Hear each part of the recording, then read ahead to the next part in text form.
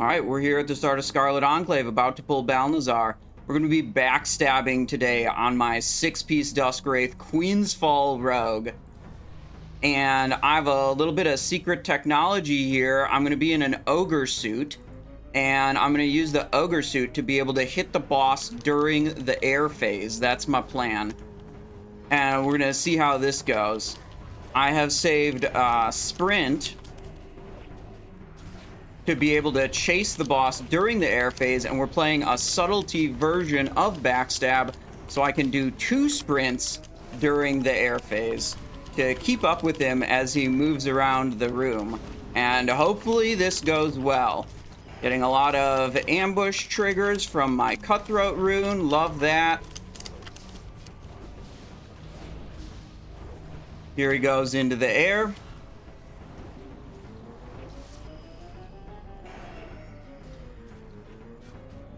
We're still not quite fast enough. Damn. Okay, we gotta cut the corner here. Sprint again. Oh, I've got to be jumping. I see.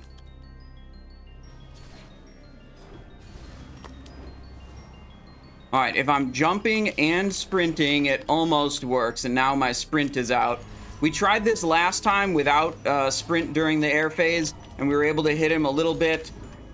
Sprint has not worked as well as I thought it was going to work, but the ogre suit plus the size increase is giving me some uptime during the air phase. Maybe if I had a little better execution-wise, maybe we do it again next time and we do a little bit better. Could work well. Some more fine-tuning on this strategy is probably needed. For now, we can go back to hitting the Screeching Terrors.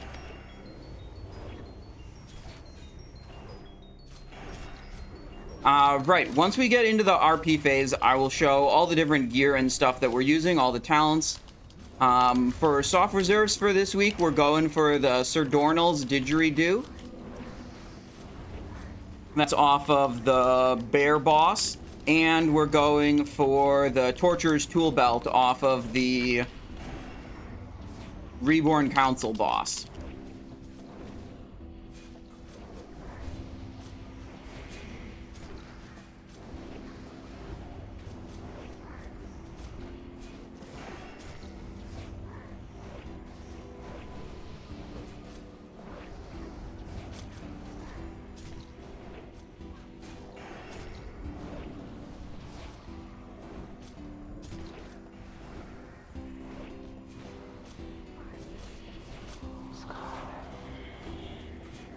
Come on, finish him off. There it is. Alright, so in the air phase, I didn't realize right away that we needed to jump and have all this other stuff to be able to hit him. So we probably would have got a lot more hits on him if I realized that a little earlier. But yeah, that was Gordok Ogre Suit from Dire Maul North, combined with Winterfall Firewater size increase. My understanding is if you have the dragon form toy, that can work in replacement of the Gordok Ogre Suit. But I haven't tested that. I'm not totally sure. Right, let's show all the gear. 2-piece Bloodfang. This is giving me the opportunity bonus, which means opening moves have a 100% chance to make your next ability cost no energy. So every time my Cutthroat rune allows me to cast an ambush, ambush is an opening move. After that ambush, my next ability is free. So those two things combined give me a lot of free abilities, extra energy, stuff like that. Then I've got 2 pieces of the Zandalar set. Makes it more likely for my Cutthroat rune to give me a free ambush. And then I've got 6 pieces of the Duskwraith DPS set. Hang on, there's all this stuff popped up. Freed the gnome. Yeah, okay, we're good. Right, so 6-piece Duskwraith DPS with Butcher on the shoulder in my Subtlety build. We're going to change that up for the Assassination build. Drape of the Dastardly. There's the other Bloodfang piece, more Duskwraith, Duskwraith, Duskwraith, Duskwraith, Duskwraith, Mason's Fraternity Ring, Bone Scythe Ring, Slayer's Crest, Renatakis, Toxin Injector, Queensfall+Kingsfall. We'll roll off spec for those bindings. The Queensfall set is extremely strong, giving me automatic refreshes. The Queensfall itself is what gives me automatic refreshes of Rupture and Crimson. So I just put them up once at the start of the fight, and then I just keep backstabbing, and they keep auto-refreshing. Phil coming in with a change hat request. I could do that for you. And then the set bonus of Kingsfall and Queensfall makes it so my finishing moves give me 20 energy back, which is really nice. So we also prepared an Assassination build. Here's the Subtlety build with 18 points here. We're doing improved exposed armor for the group, 12 points here. And then Subtlety down like this. The Subtlety build looks a little different. You go deeper and get deadliness if you don't have to take improved exposed armor. But we're doing improved exposed armor, so we've pulled a couple more points out of Subtlety. But then for a lot of the raid, I think we'll do one more boss as Subtlety, but then after that we'll switch to Assassination. Assassination tends to do much better on the longer encounter durations. The Assassination one is not so many points in Subtlety, not so many points in combat, and then goes much deeper down to take Seal Fate in Assassination like that. And then we'll swap out our when we do that, we'll swap out the 2-piece Bloodfang for 2-piece Bone Scythe set. And we'll get rid of the Zandalar set to replace it with like Kagis and Hand of Reborn Justice, I think I have. I worked out all the gear sets before. We'll go over it when I actually make the swap too. But right, that's good. Now we can just focus on the pump. Do big damn. 15,000 in ambush there. Bowmaster.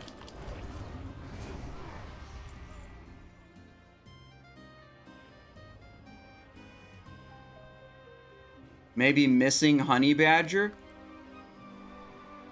Oh, you're right. Yeah, I didn't hit the Honey Badger.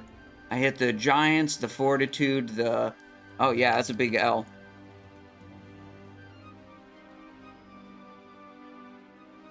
Gamba, top DPS, Beatrix? I don't know. We'll see.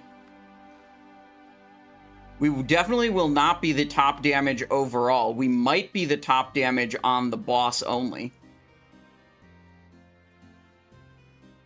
Did Simon say Ogre Suit and Firewater and jumping allows you to hit Balnazzar during the air phase? He moves very quickly, so it's pretty challenging to keep up with him, which is specifically why I went Subtlety today, or for that boss in particular, so that I could have 2 uses of Sprint. And Sprint really helped me keep up with the boss.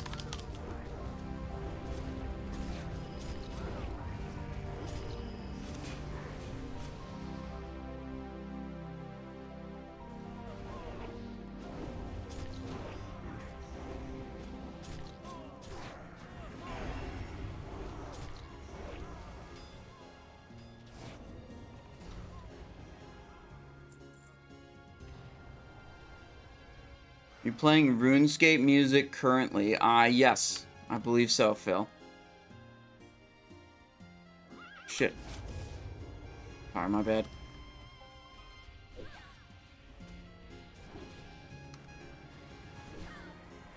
Not paying enough attention to the raid, clearly.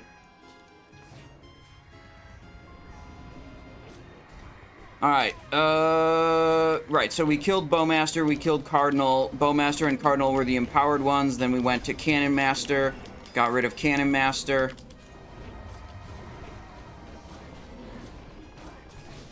That Crimson Tempest ticking for 1,000 damage a tick, almost.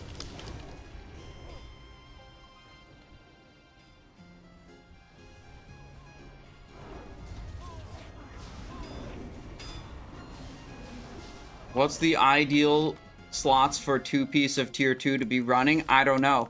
But I only have 6 pieces of Duskwraith, so I don't really have an option on which pieces of Bloodfang would be ideal for me to run. It's just the 2 that are left. Because I'm not breaking the 6-piece bonus. I'm sure there's BIS lists on the Simonized Show Discord that can show you the best possible configuration of gear if you have access to every item in the game. And by I'm sure, I mean there are. And I put the link to the Discord in the chat, and here's a BIS list. You can see it'll show you that on the Discord.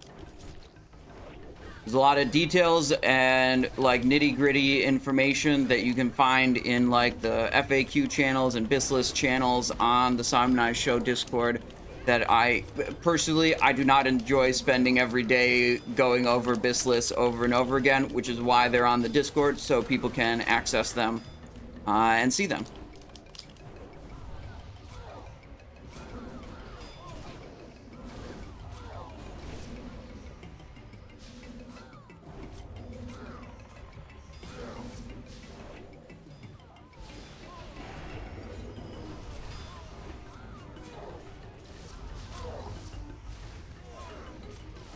This build does not feel like it has as much energy. Like when you're popping off and getting a lot of cutthroat triggers, it feels great, but it doesn't really have the energy to sustain itself if you get a little bit unlucky with cutthroat triggers. You feel like you're not, I feel like I'm not doing much sometimes.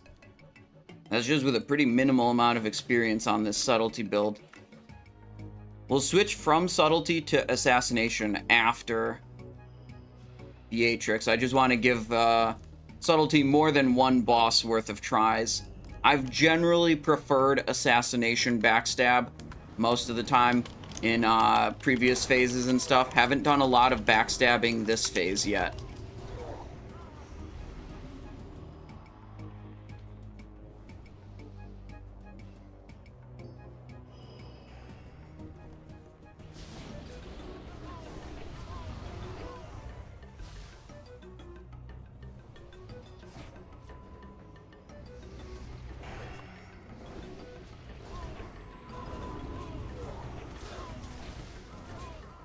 Shouldn't have Crimson Tempest at the end there. That mob was almost dead.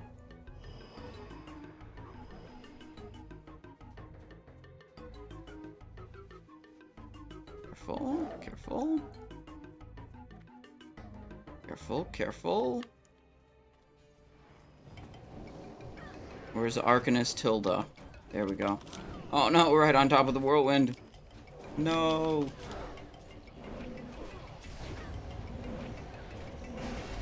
Whoa, something hit me. I do not want to lose my one-time use ground Scorpok assay to these trash mobs, so I'm trying to pay very close attention to what's happening with the trash mobs, so I don't like die to a whirlwind and lose my 25 agility.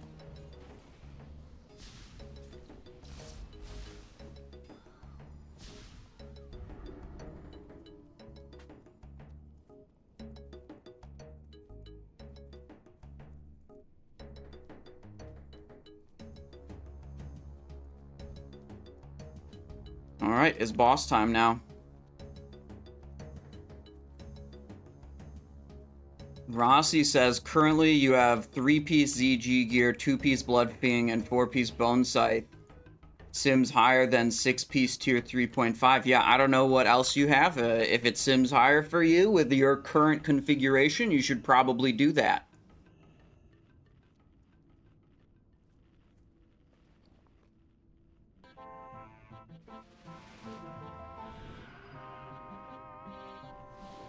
I mean, a lot of things are different, like when you don't use the opportunist bonus, like this thing is bad. But when you do use the opportunist bonus, this thing is really good. You know, other things change up when you have Queensfall or don't have Queensfall. There's a lot of options like Mason's Fraternity Ring versus like Band of Unnatural Forces, where it's like a pretty insignificant difference between the two. Same with like Drape of the Dastardly versus Shroud of Dominion.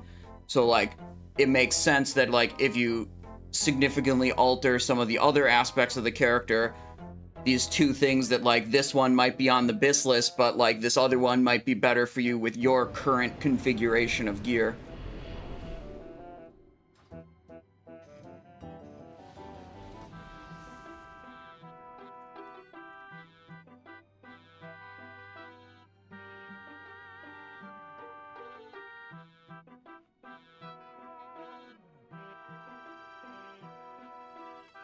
Alright, I don't know what we're waiting on. Probably...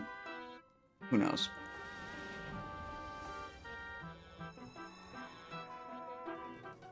Karaji Fury is a really solid ring. Yeah, the Karaji Fury ring from Temple of AQ has the, like, 1% reduced chance for your attacks to be dodged or parried. And if you're missing out on that stat, it's extremely valuable. That's something you almost always will want 6% on. That's how much you want as a damage dealer. As a tank, you can go up to and benefit from up to 14% on that stat. Damage dealer, pretty much only 6%. And it's extremely valuable when you're under that, which is why I'm wearing Toxin Injector. You know, if I had this reduced chance to be dodged or parried from other slots, like, say, if I got my Didgeridoo, I could take this off and put Dark Rider's Spine back on.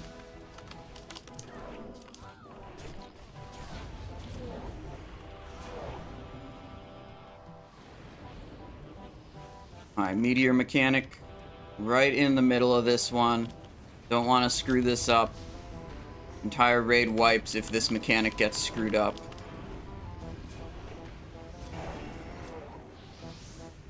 There we go. Alright, so I think the best thing I can do on these trash mobs is try to have a big slice and dice rolling before Beatrix activates. Which should be soon. This timer isn't... you don't have a perfect timer. It's based on the number of trash waves you have.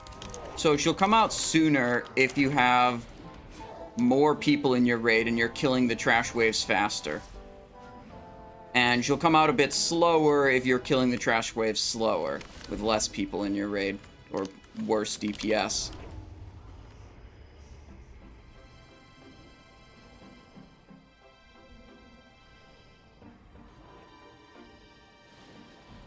Re-stealth. Okay. Boss, hello? Still not coming out? Okay. There she is.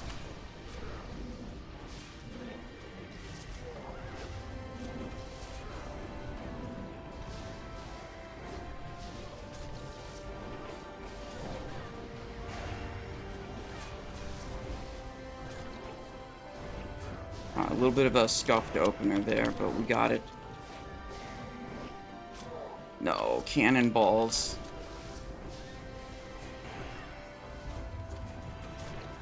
Boss is in the cannon fire right now.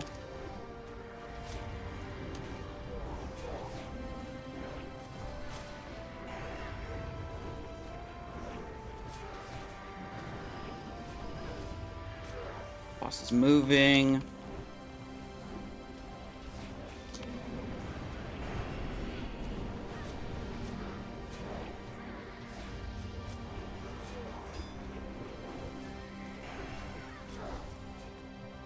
Oh, it's knights.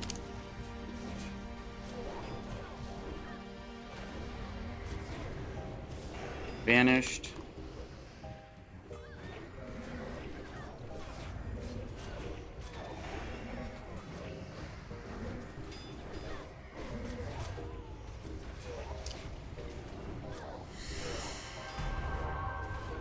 In a bit of a drought here. Actually, we have Subtlety still. Didn't realize that. Uh-oh, someone's dead.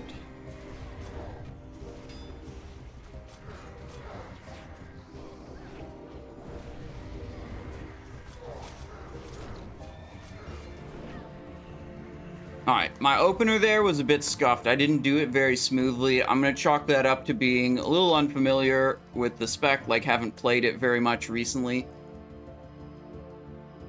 I got kind of focused on trying to vanish and snapshot my Crimson Tempest with a Master of Subtlety buff, which I probably just spent too much time trying to do that and should have blasted the boss more. Let's look at, that was the loot, nothing for us there. Let's look at the boss damage taken. Well, we did really good on boss damage, which is kind of what we expected. We expected to be really good on boss damage and kind of mid to bad on overall damage. And that's pretty much where we landed.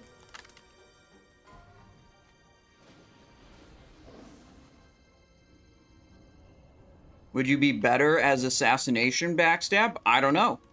Let's switch it up. Let's try Assassination Backstab instead. There we go. So, the gear swap, we took away the Bloodfang 2-piece bonus, we took away the Zandalar set, and we're going to switch the Butcher into Efficient. And we have enough Butchers and Efficients to switch back after this if we want to. We got rid of the Renataki and put it to Reborn Hand of Justice. Hand of Reborn Justice, whatever.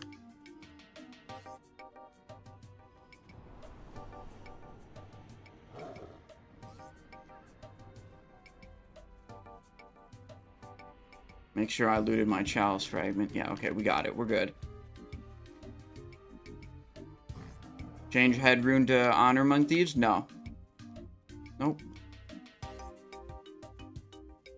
Yeah, I can do both duty. Alright, next boss, we're not even going to do Assassination. We're just going to be on boat duty.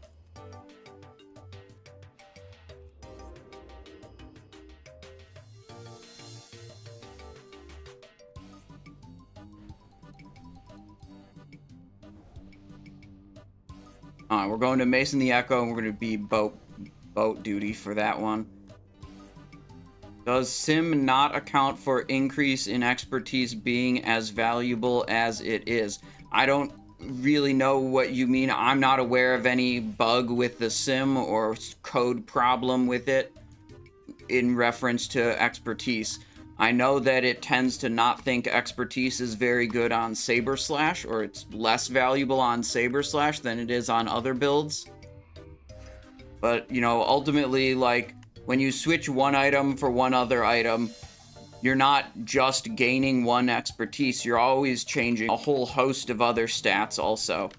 So it's never just like, oh, this one item that has expertise isn't as good as this item that doesn't, therefore expertise is bad, is not the conclusion to draw. And I don't know if that's what you're saying, Phil, but more of a general lesson for folks.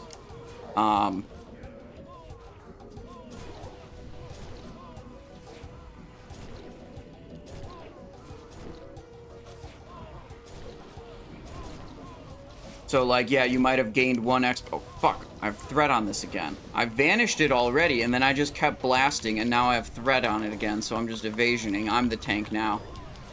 So it's like, sure, you might have gained or lost one expertise, but you also, like, gained 5 agility and 26 attack power and 2% crit or something. So it's like, maybe the expertise item simmed worse because you gained so much other stats with the other item. It's not that expertise is bad, it's just like your individual item swap was bad type of thing.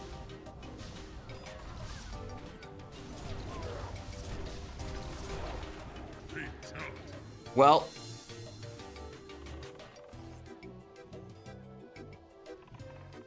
there goes the ground Scorpok assay.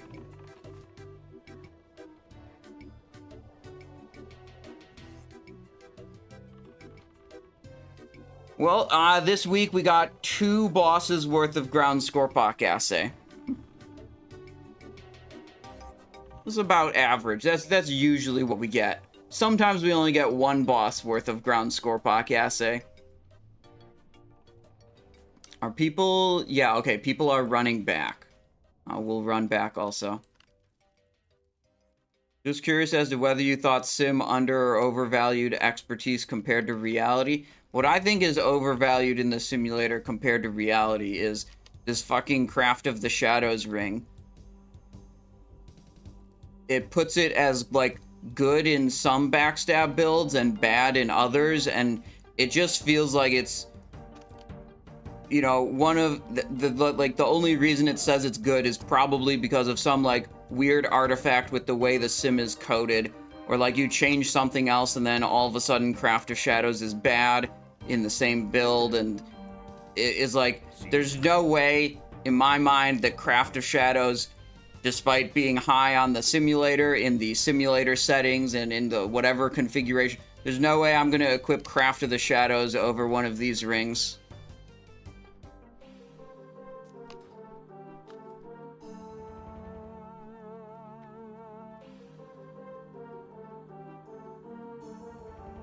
This is sounding like a full raid wipe, and I'm also already in combat. Die and run back, they're saying. Interesting.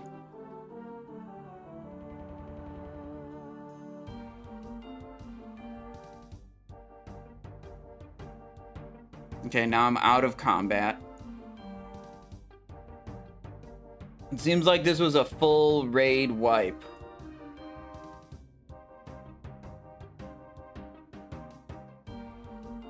I don't think I want Honor Among Thieves rune on this character. I think I want focused attacks. I think last time I looked at that in a simulator, it was like minus 15% damage to not have focused attacks.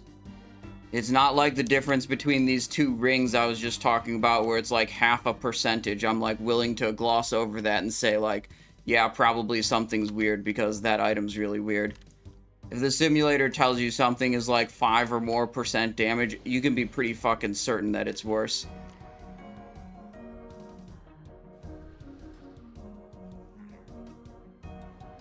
As boat duty, it doesn't matter what I do. I'm just gonna equip a bunch of tank gear. Alright, something has gone wrong here. We wiped on the way to Boat Boy. Okay, gotta make sure stuff is actually on a tank before I start attacking it. I've lost the poisons on my weapons. They have expired.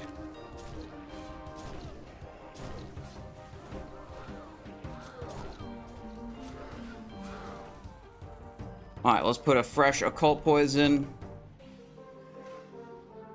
Fresh sebaceous poison.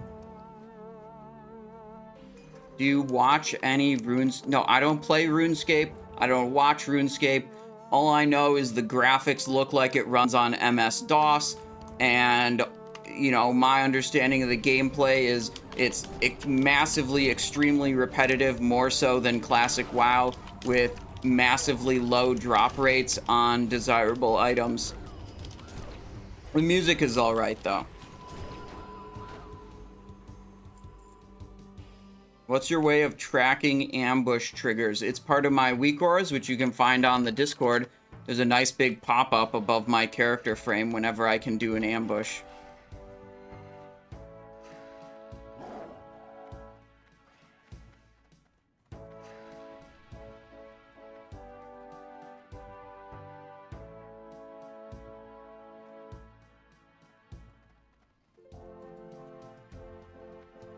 At Simon I's show says Nosed, the only shit to do in WoW SOD is to raid Scarlet Enclave, period. Nothing else, period. Well, have a nice day. I'm gonna time you out for 28 minutes because your comment was massively stupid. Maybe it's the only thing for you to do because, I don't know, maybe you're not creative. I spend a lot of time soloing raid bosses and I have a lot of fun with that. And leveling up characters by soloing dungeons is pretty fun challenge. And I'm sure you can level professions and run Nax Ramus too. I understand that, you know, maybe for that individual who's projecting his own experience towards other people, maybe for him the only thing to do is raid Scarlet Enclave. You could also, some people like this, not really my type of thing, but you can sit outside of Tyr's Hand and kill people that are trying to enter Tyr's Hand. Definitely a lot of people, you know, with how often that happens, I have to imagine a lot of people really enjoy that gameplay. Now that's content.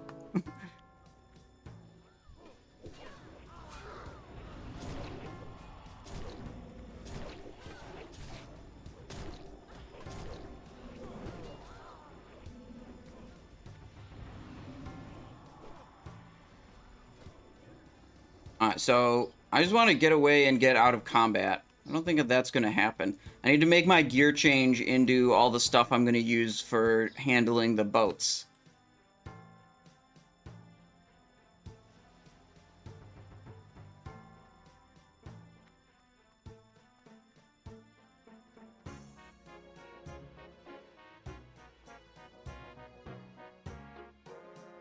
Time for Boat Boy? Yeah, it's Boat Boy day. Just waiting to get out of combat. I don't want to burn my Vanish cooldown because I need the Vanish during the fight. And I assume they're going to start the fight shortly after they drop combat. So, like, I don't think it helps me to Vanish here. Probably screws me more than it helps me.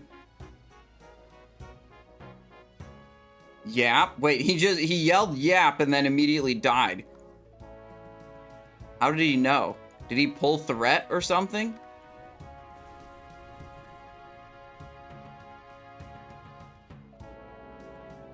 Alright, we're out of combat. Quick swap into full set of tank gear. We can do Burrower's Shell and Fetish of the Sand Reaver. Yeah, South Boat. This. And this. Okay, so Phantom effect on the shoulder, that's the most important thing if you're on boat duty. This makes your Vanish 1 minute cooldown.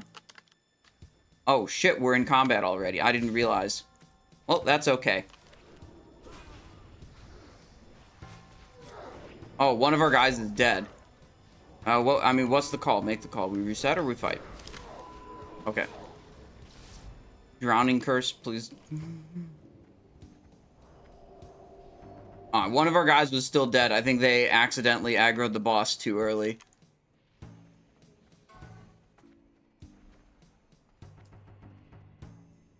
Okay. I was in the middle of explaining. Phantom effect on the shoulder makes your Vanish a 1 minute cooldown, so you can Vanish every time you go to the boat. Super good. This is the most important thing. If you have, like, any set of gear and you put Phantom on it, I'm confident you'll be able to solo the boat. And soloing the boat is really good for your group. A lot of groups I'm in, they, like, dedicate 2 people to the other boat. And I just tell them, look, I can solo my boat. Don't worry about it. I don't need a helper. And then you get more people that are able to stay on the boss.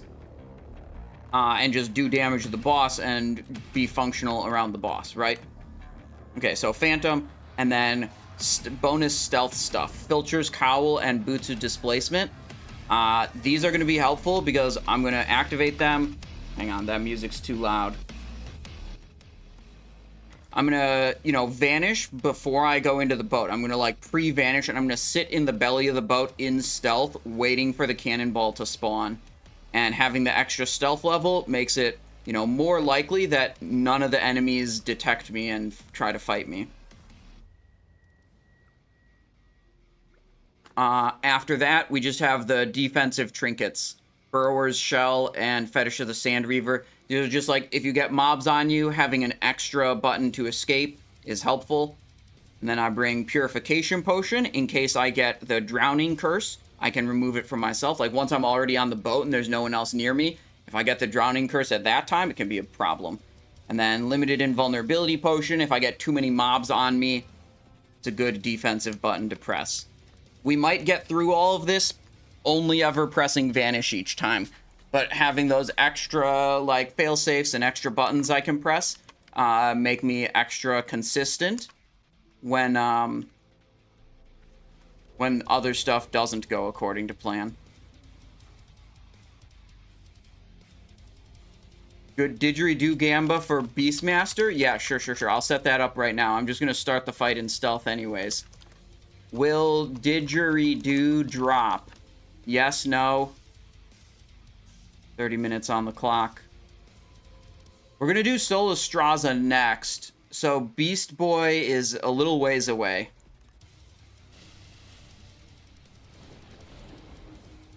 Alright, so I'm actually just staying here. I'm not going to go all the way onto the boat, because it'd be really unlucky if I get a curse then. We're going to wait till it's actually a little bit closer to time to actually go, but I can just stay in stealth here. I think if I use the vanishes after fire... Normally what I've been doing is I've been pre-vanishing, but I had a thought... Oh, shit, I got pulled out of stealth. What percent is he at? 83? Okay, I'll just go on to my boat now. Yeah, okay. I thought if I could start in stealth, I could maybe vanish after firing the cannon rather than before. And my thought was that if I did that, I might be able to prevent the ads on my boat from ever coming into the raid group, which would be good. There we go. They just spawned. I'm looking. There's the cannonballs. This is going to be a little slower than usual. I've got 2 mobs on me. I'm gonna sprint.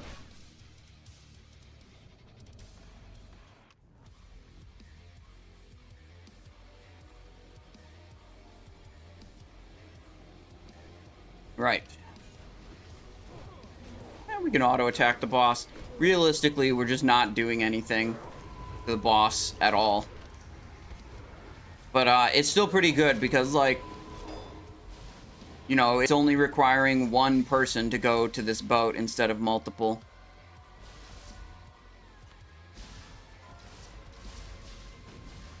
Oh shit, the cannon fire's going. The cannons can shoot their own boat. You know, just like that. Can be a little awkward. Alright, we're pre-vanished. I'm gonna get in position. So I can just sit here and wait and look for where the cannonball is spawning. And I can pick it up and shoot really quickly. And also pre-target the cannon. There it is. There it is. Jump. Shoot. Done. Let's evasion as I walk out of here. There's a couple of them hitting me. Jump off early. Then all the mobs have to run around a little bit more. So that puts some distance between me and the mobs. So it keeps me safer. I go all the way over here. This guy's dead. I've got the drowning curse. I need some heals and curse removal.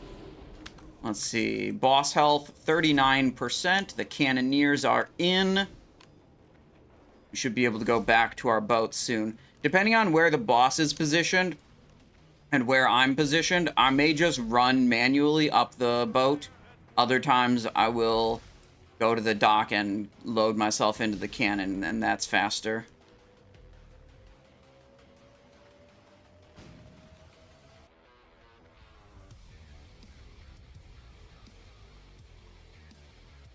Pre-vanish. Waiting. Where is it? They just spawned. Where is it? There it is. Okay.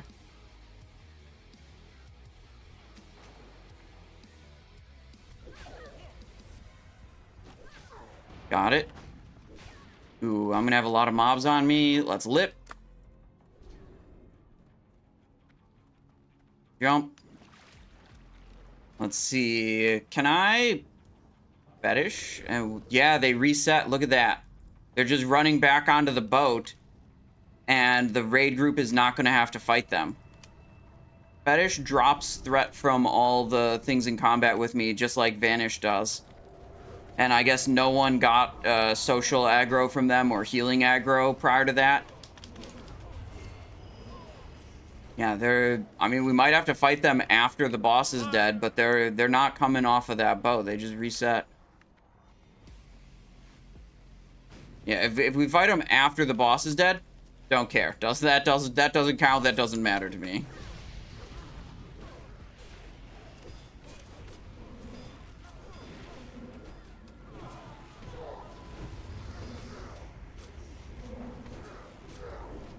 Normally I would put main gouge. Oh, main gouge is on my glove, but I didn't actually put it on my keybinds. Oh well, boss is dead now. We can move along.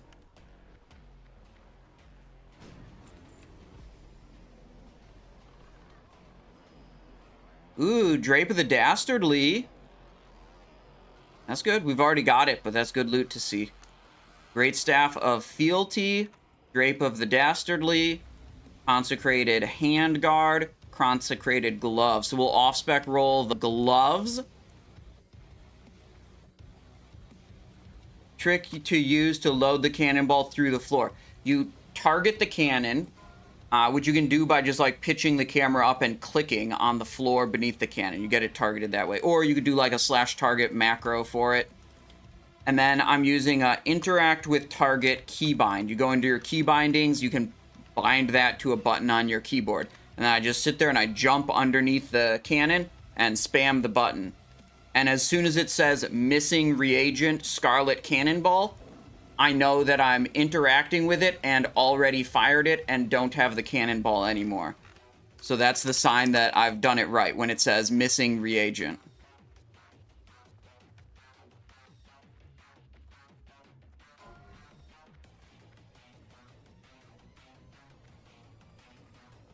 All right, let's go back to Assassination. We've got the Efficient rune on already. We're going towards Solistrasza.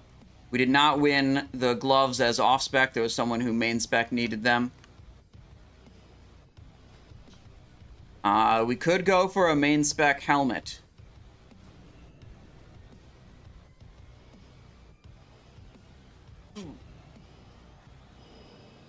Off of the next boss.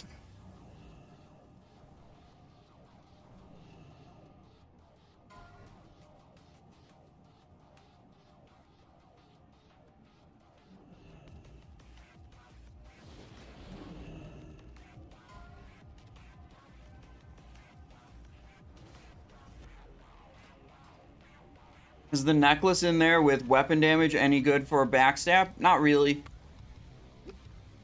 That's the Talisman of the Scarlet Scoundrel.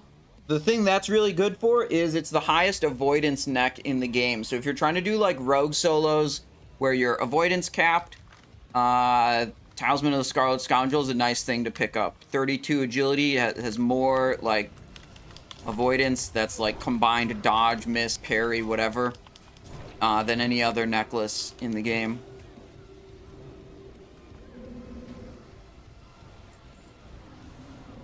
Oh, Consecrate is going out. Ice Orb, move. Guys. That's unlucky.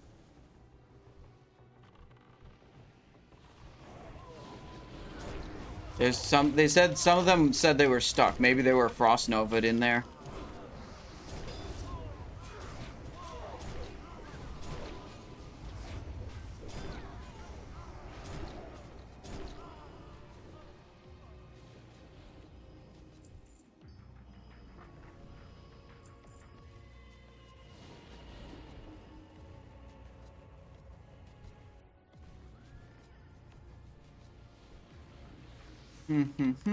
Let's see. We should probably press consumables again, now that we might actually do damage to a boss, instead of just doing the mechanic. Get a food buff in right before the boss, not right now.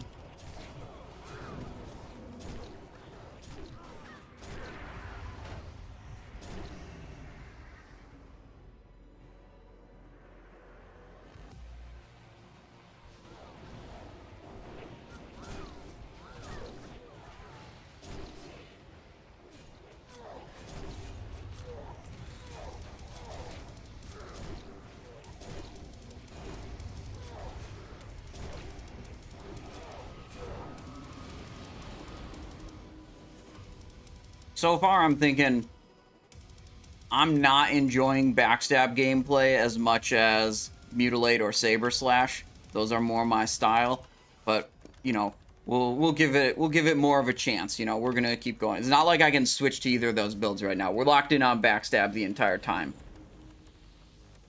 Today. Let's see. Fire protection potion for this boss. Anything else? We have 16 minutes remaining on my roids. That's like the That's like ground Scorpok assay at home. It's like, if you can't get ground Scorpok assay, maybe you can get roids. And then that's, you know, it's better than nothing, but it's not as good as ground Scorpok.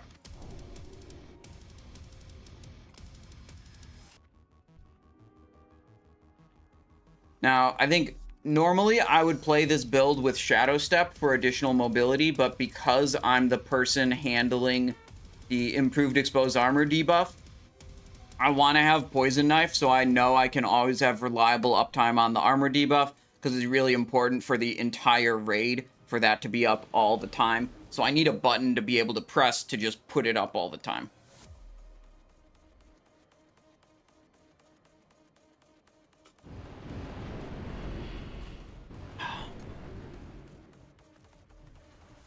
Oppose 5-stream watch streak. Let's go.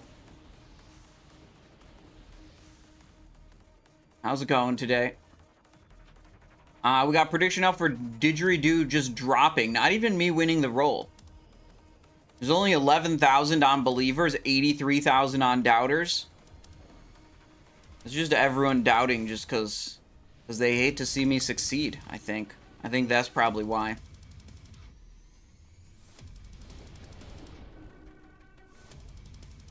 I got 2 rolls on Didgeridoo. I think it's out of 4 total. Let me look. Ooh, I'm 2 out of 5. And I'm 1 out of... Never mind, we'll look at the tool belt later. It does not exist. Yeah, but I have it on my... How can it not exist if I already have it on my other character? Think about that.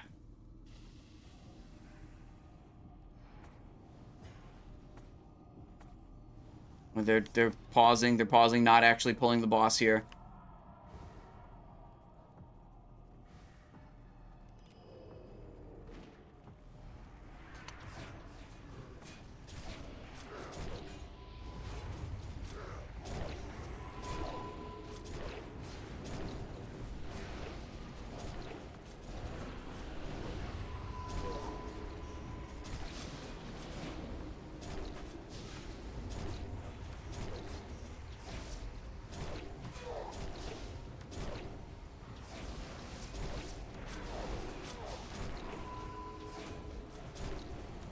Air phase.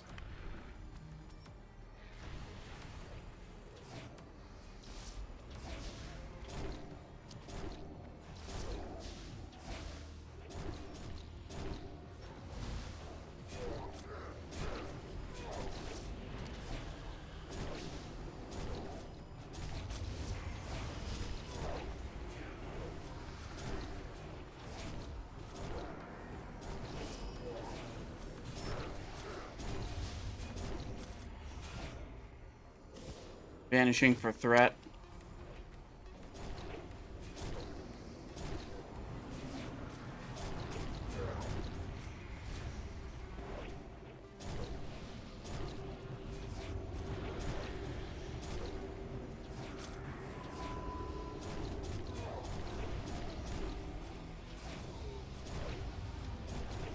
Well, I could say I'm definitely liking this version of Backstab a lot more.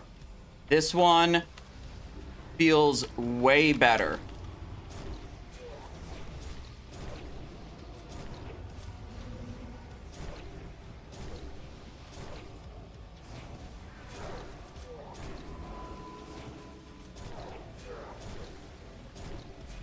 I'll go over the talents and the gear after this, because it's the first boss we like actually did the assassination build on. Using a potion.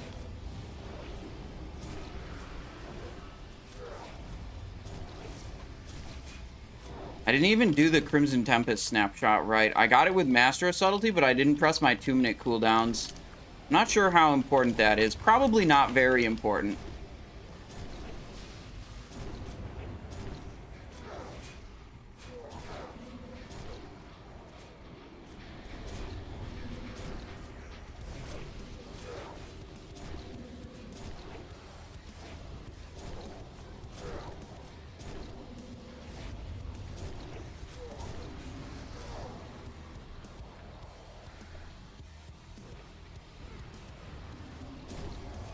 No, Tarnished Breath on the whole raid. That's not good. I need a Frozen Rune.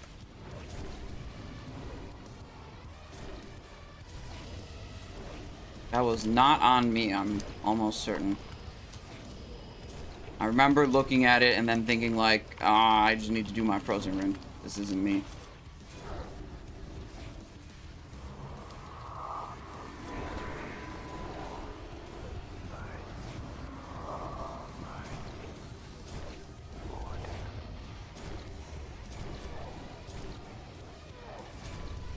That's also not me. That thing always goes on the person who's closest. So if you don't want it to go on you, try to be at max melee range all the time. Or as much as you can. Alright, pretty good. Sunblaze, Bracers, Material Dragon thing, Viscera the Gut Render, double headpiece. What are these Sunblaze dudes? Male? Yeah, male.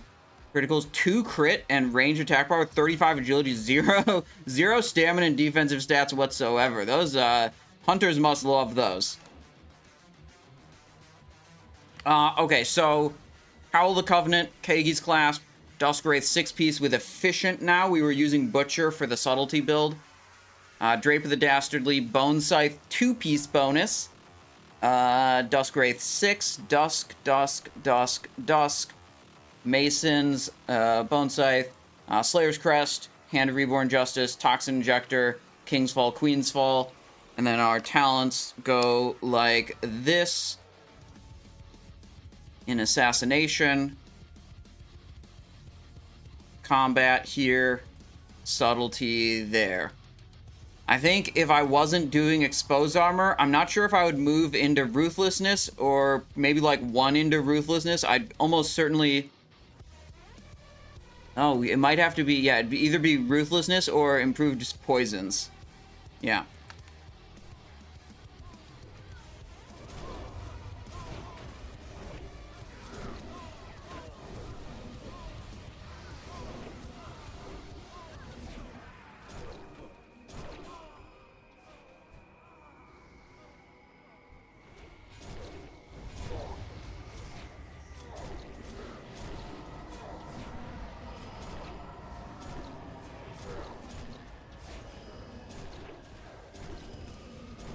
We did really good damage on that fight, too. I mean, we were top of overall damage, and we were probably giga high on boss-only damage, because, admittedly, I didn't target the whelps very much. Yeah, we were 400,000 damage ahead of second place on boss damage. Yeah. I tunnel visioned the boss. I hit the whelps a little bit. Remember the one time where Skull spawned next to the boss, and I tabbed off, and I put Crimson Tempest on the skull mark? And then I hit it for like 8 seconds, and then I went back to the boss. You guys remember that, where I did mechanics on that boss? Yeah.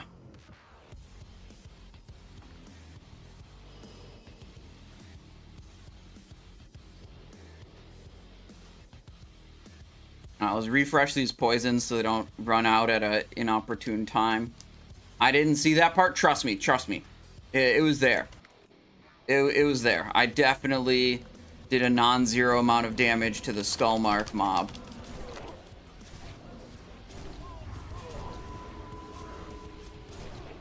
Which way is he facing? Okay, I think he has a frontal cleave.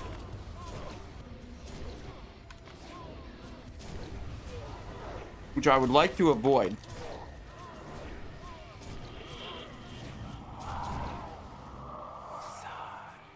$360 cleave? Oh. Okay, then. Good to know.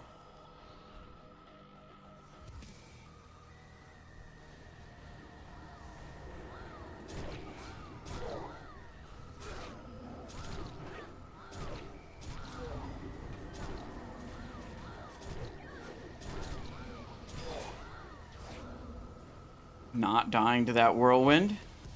Insane.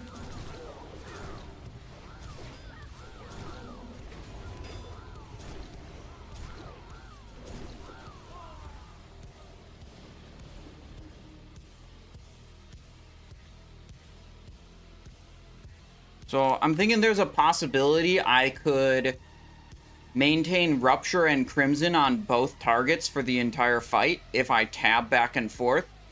But I'm thinking the upside of doing that is probably not as good as the downside of the added complexity and loss of, like, combo points. So I'm just gonna single target tunnel. Runes if you want to, guys. Alright, let's see. We can hit some protection potions prior to this fight starting. Hear what they have to say about strategy this week. Alright. 2 minutes or something. Summon this guy, then we're all done with this nonsense. 1 second. Summon Risk Hands, please. What on earth is going on our voice comms? I turned it on to hear the strategy. Okay. You have it already. Go see Saving Silverman. It's right now. Okay. Myself, Someone's Rock, soundboard, Talk, and yeah. Scunny. We're gonna be group 1. We're gonna start on the human. On Skull. And then Simon and Blackout and let's do Yay Dog, and we're gonna need 1 range DPS to float. Probably Deadly. Can you are you the easiest to DPS on the move? No. Okay. Who can DPS on the move? I can do it, but I can't DPS on the move. Yeah, easiest for Resto Druid. Okay. It's another fuck the melee strategy week by the sound of it.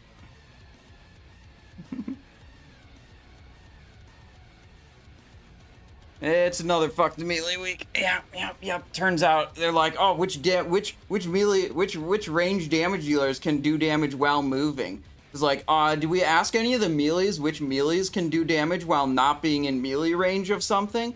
Yeah, what about those guys? No one ever asked the melees if they can do damage while switching targets.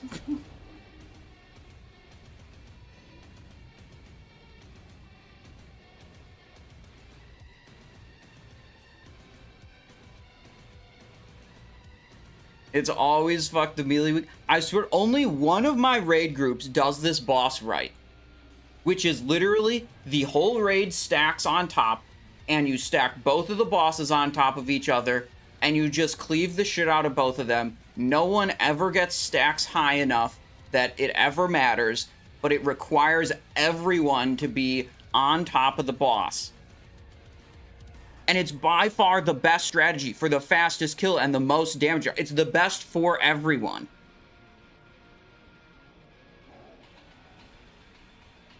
Alright, here we go. But, like, only one of my groups does that. They don't even,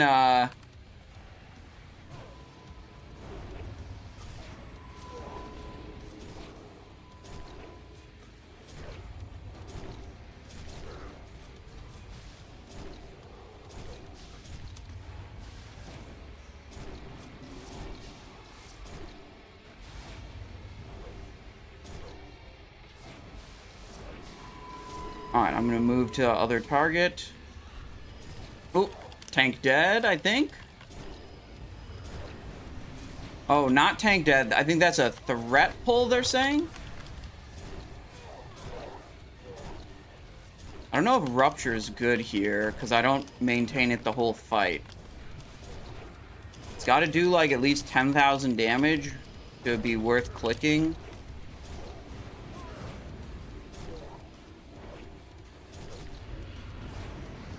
Alright, switching.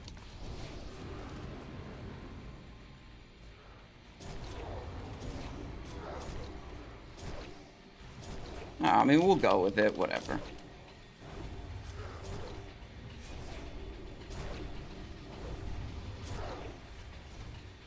Switching. Oh, this one's running into the range stack again. Okay, something's wrong here.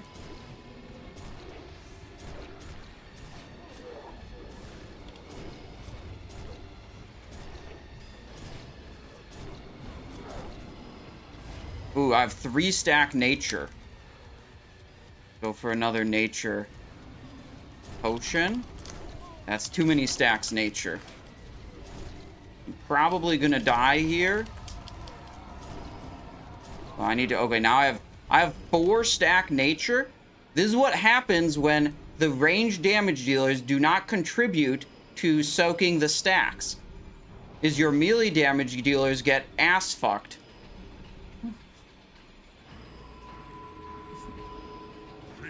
Okay, we're dead. We had too many stacks to go in on any of the other bosses.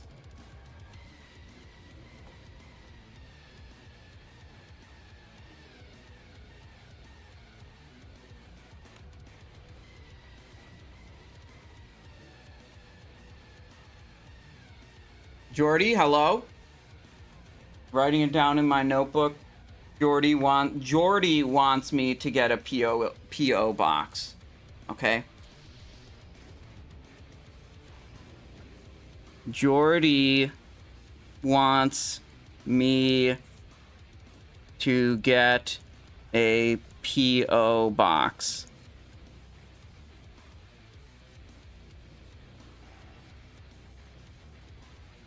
See?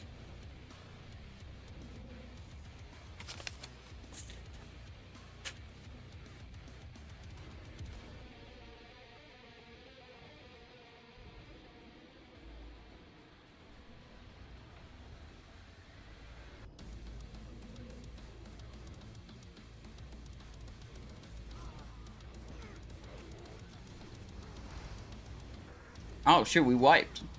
That's crazy.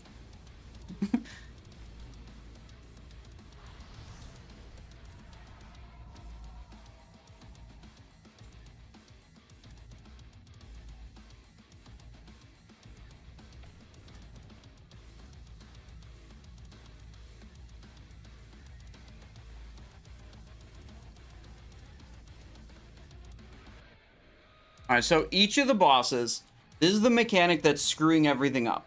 Each of the bosses, the human boss puts out a fire debuff, and the bear boss puts out a nature debuff. And it does like a non-linear increase in damage taken per debuff stack. So it stacks up, like 2 stacks is more than twice as much damage as 1 stack, right? That's what I'm trying to say. Each time they put out the debuff, they apply it to the 5 closest players to that boss. Because it's a non-linear increase in damage dealt, to minimize total raid damage taken, you want to spread the stacks on as many different people as possible, so no one ever gets to 2 stacks or 3 stacks or 4 stacks. So you start taking like way too much damage when that's happening. So what you do is you have a lot of people really close to the boss, and when someone has a stack of the debuff, they step slightly far back, like not very far, just farther away than 5 other people. So the next time the debuff goes out, it doesn't hit them, it hits the 5 closest people, and you really don't have to move very far. You just have to S key backpedal for half a second if everyone's stacked on the boss like they should be. And if everyone's stacked on the boss like they should be, the tanks don't even get stacks, so you don't even have to do tank swaps. Yeah, it's like reverse Gurtog. Gurtog was like the 5 farthest players. This is the 5 closest players. So, like, basically, if you have 0 stacks of fire, you should stack on top of the human. You get a fire stack, then you go and you stack on top of the bear. Then you get a nature stack. Then you back out so you're a little far away from both of them. And you chill until one of your debuffs is gone, and then you go stack on top of that guy again. And if you have everyone clumped up on the boss, it really does not require very much movement.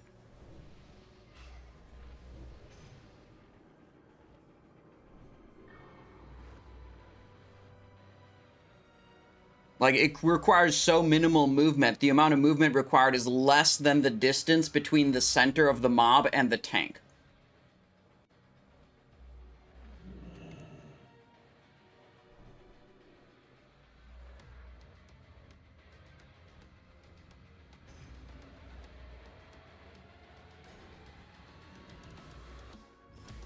Let's see. World buff's going. Are they going to do a cauldron? Cauldron, nice. Okay, food buff time.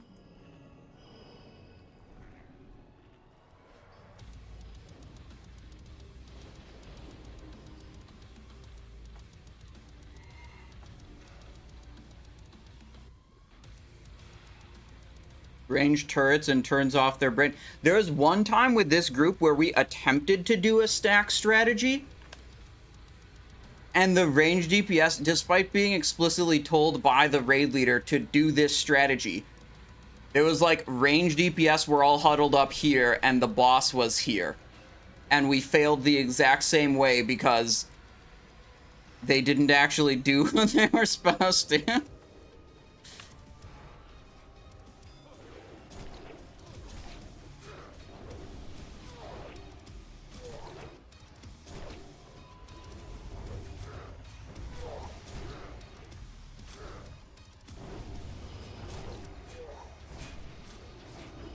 I have one stack of nature. I'm gonna give it a little bit of time. And then I'm gonna switch. Someone's dead? What happened over there? Got a fire stack already. We can stay for a little bit. Can go back.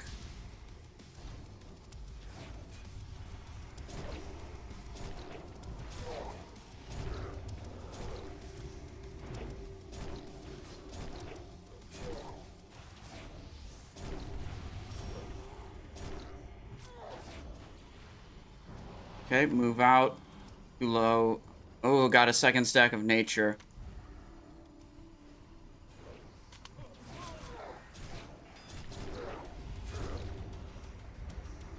I think we're wiping again. Yeah, there's... Even with this strategy where we're separating, there's no reason they need to be 20 yards apart, I think. Like, they can be 10 yards apart and do this.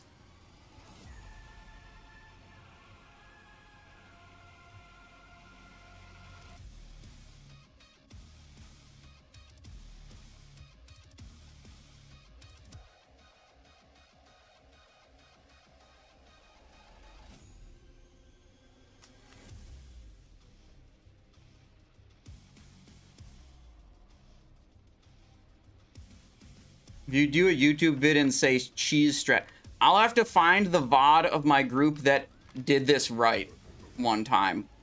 And then just re-release that VOD and call it cheese strat beast boss.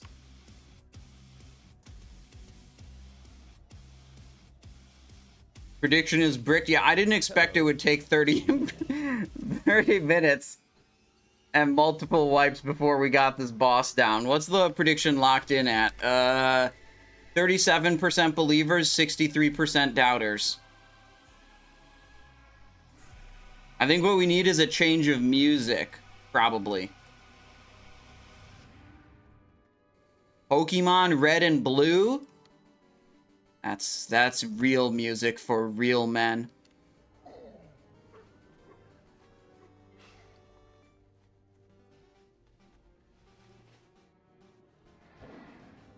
Oh, it's a little too quiet. Hang on. There we go. Oh, we aggroed some trash. Aggroed some trash by Solistrasza.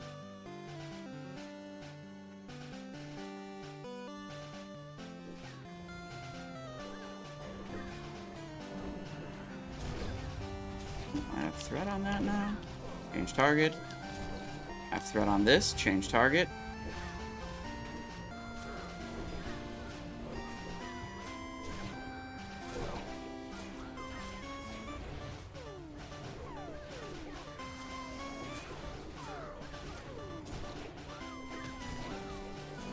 Oh, we've aggroed more trash. They're saying that was Starfall. Ice Orb, care. Oh, I'm immobilized. That's gonna hit me. That's gonna hit me. I'm dead.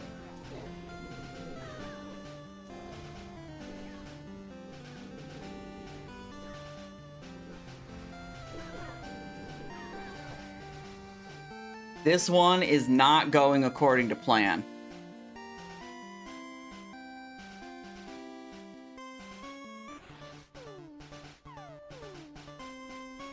Look, what we need is a reinvigoration, okay? We need to lock in. We need to sit up straight. Yeah. We need to know that we can do this because we did this last week, and we did it the week Every before, week. and we did it Right. the week before that. So we know we can do it. So let's just prove to everyone that we can do it, and ourselves, so we stop wasting time on this boss. Let's get it done. Yep. Yes, thank you, Simon. Thank you, Simon. That's sick as well, man. Maybe he's banned from using Starfall. Seriously, legit on this trash. You gotta give him a little kick, but also, you know, positive reinforcement.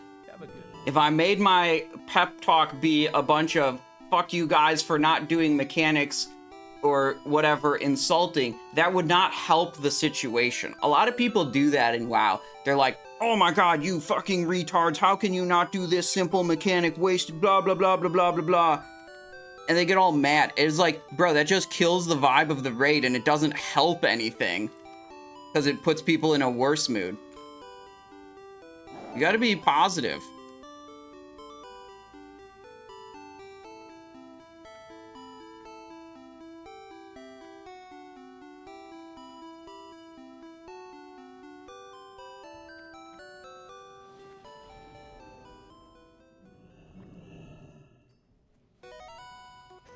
Roids are back up.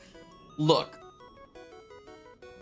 I'm not using roids until after we kill this boss. Given our current track record, I am not gonna burn roids prior to this boss being dead.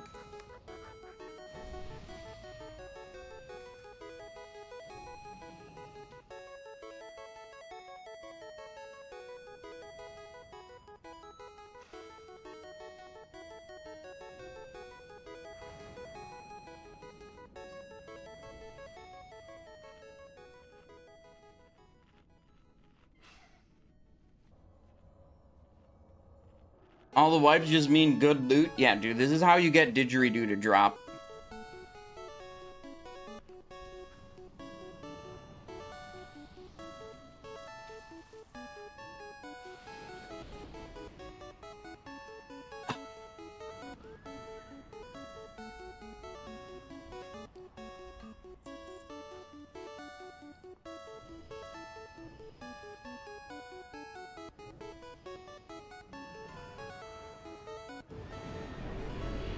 Bit of fire. Raider Mark. Rumsey.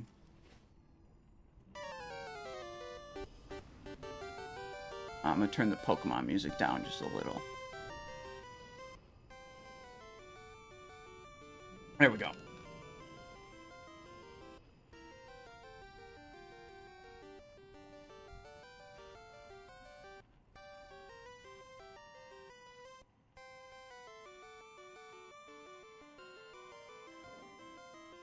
Rage for Exodia? Yeah, dude, if we get Didgeridoo, then we might be able to summon Exodia.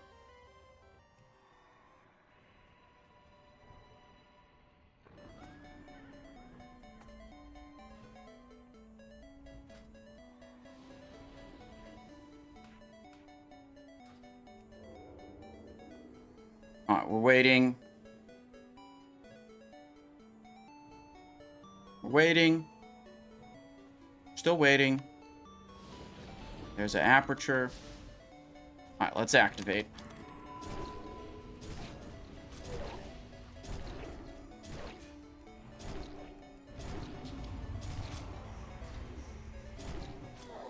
Three people are dead already somehow.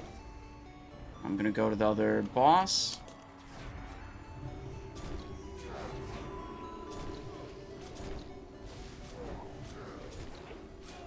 One stack here.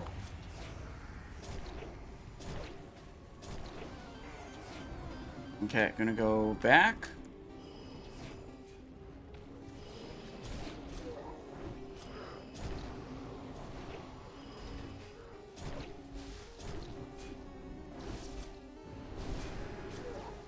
Switching again after this stomp.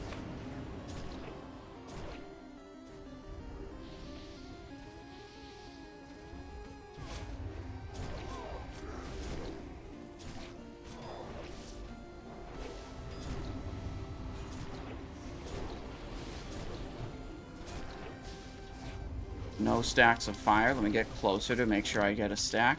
There we go. Alright, we got a stack. We can wait a little bit. Let me not get immobilized there. Never mind, I got immobilized. Okay. As soon as the immobilize ends, we will go to the other boss. Ooh, got a second stack. Did not want to do that.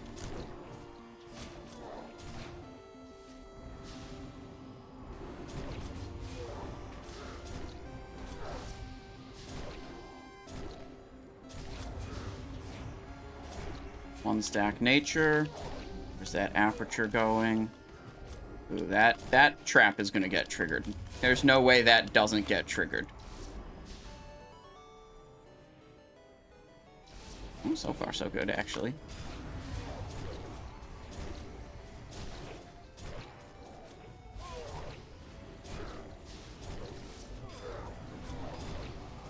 Uh-oh.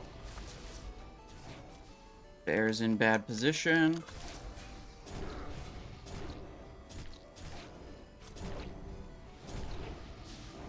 Those are getting triggered for sure. How are they not getting triggered? The people are literally walking on the traps.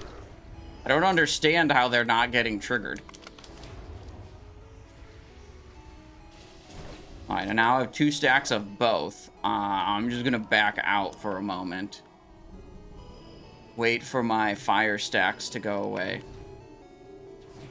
I can poison knife for now.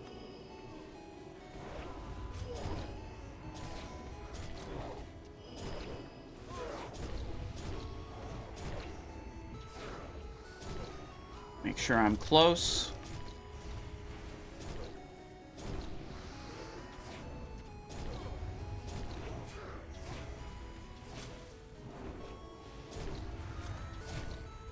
Switch.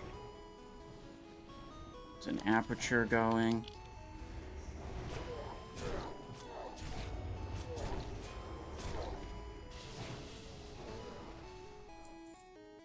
At least the didgeridoo penitent wraps, bearskin mantles, consecrated sandals. It didn't drop.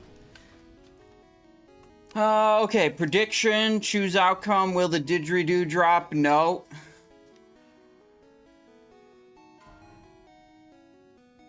Order food from Walmart? You mean like, when you say order food, I'm thinking like a restaurant that's doing like delivery. I didn't mean like, and then you said from Walmart. I'm like, what food does Walmart even sell? Sandals, off-spec roll, did not get them.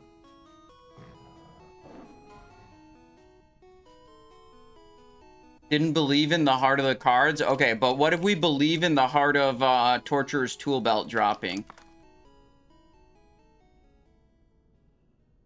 Alright, predictions up for a tool belt.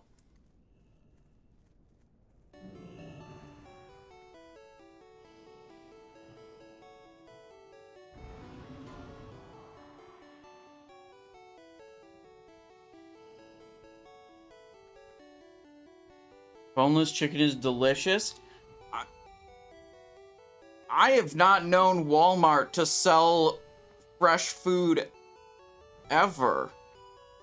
So I'm immediately suspect of them selling fresh food.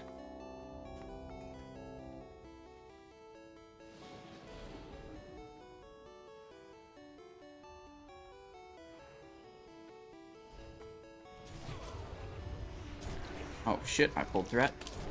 Target the other thing.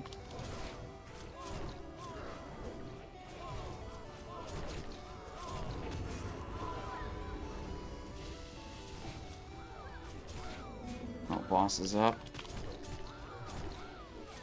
Simon's kidneys out.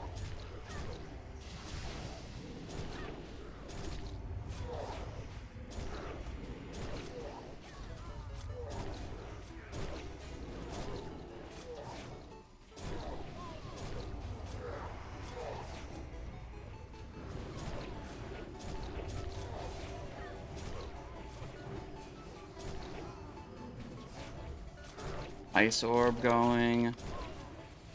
Need to back away from the ice orb, it's too big. Right. Good.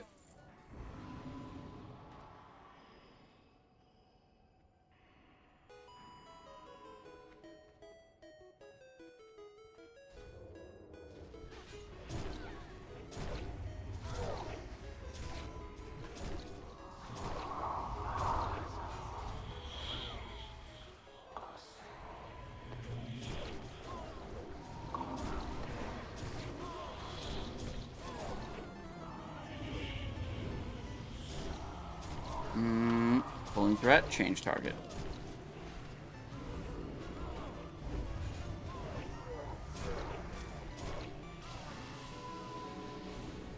Oh, okay.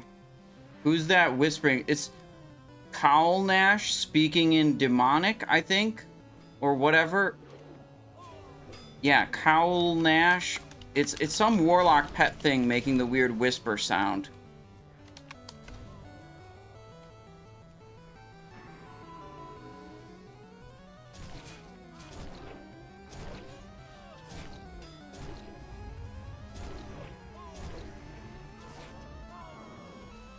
Ashbringer, Calvegan, Calnash, Calvegan. What? I don't know what those. I thought it was a warlock demon pet. Is that a Ashbringer thing? Whisper sound is Ashbringer. Okay.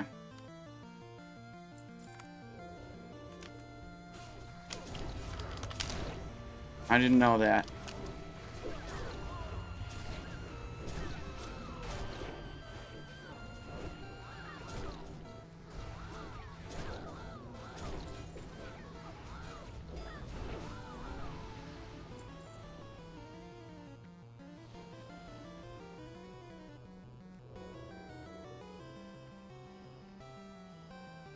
What are we doing?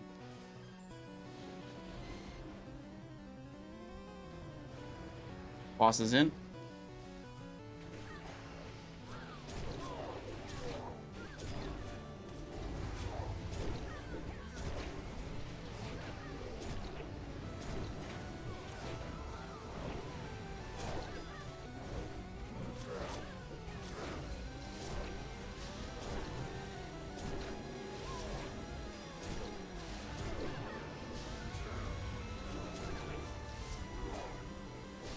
Changing target because my threat was too high.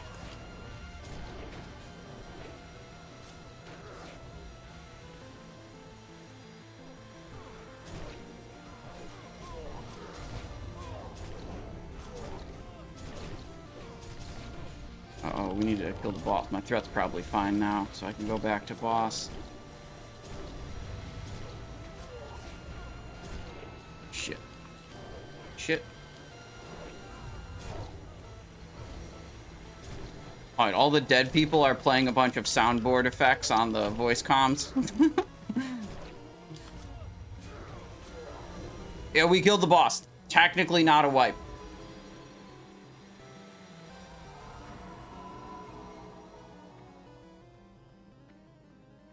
Alright, this time we have plenty of time to configure our gear set for the next section. Let's see. We want a cloak with fan of knives. Good. And we want Wind Striker in the offhand. Yep, there we go. With Sebaceous Poison. There we go. And refresh the Occult Poison on my main hand, and probably refresh the Sebaceous Poison on my Kingsfall too. That apparently fell off. Take care of that right now. Do we have any other tricks up our sleeve for Fan of Knives spam? I don't think so.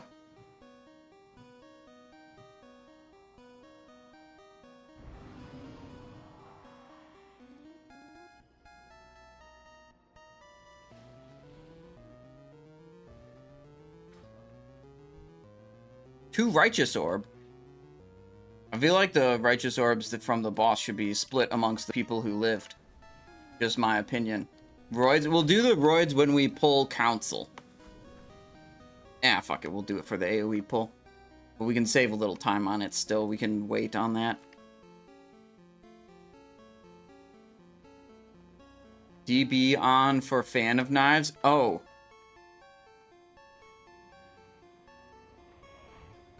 Yeah.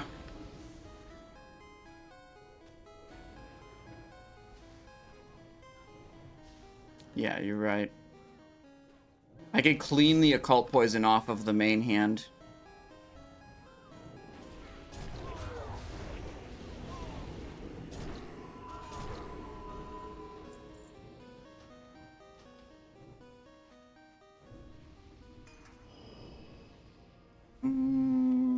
cleaning, cloth. There we go.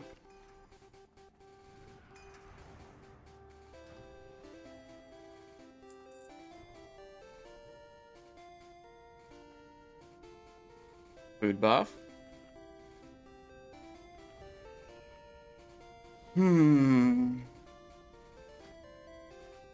I think Blade Dance and Tank Gear might actually be the way. If you Blade Dance Tank Gear and no Deadly Brew, because all these set bonuses suck ass, and you just get a shitload more attack power.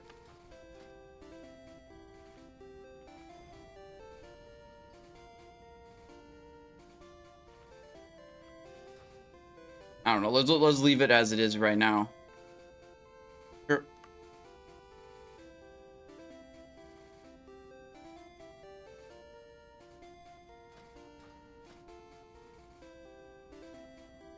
I don't want the tank gear because, like, it gives me defense. It's because it gives me more attack power than the gear I have equipped right now. That's what I'm thinking.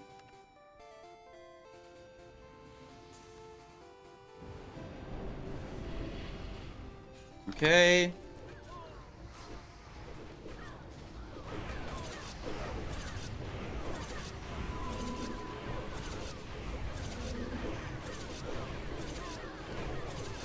Vanishing.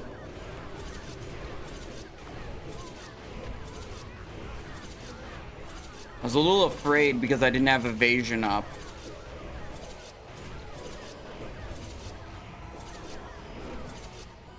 Dang, ran out of energy. Ran out of Fan of Knives procs.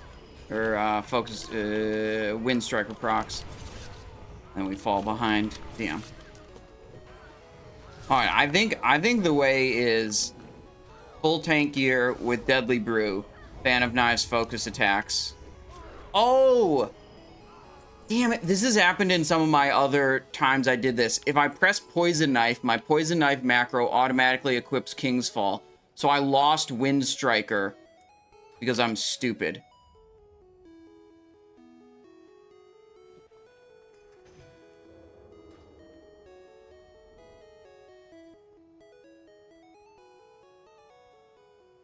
All right, that's L on my part. Maybe next time we'll try a full tank setup.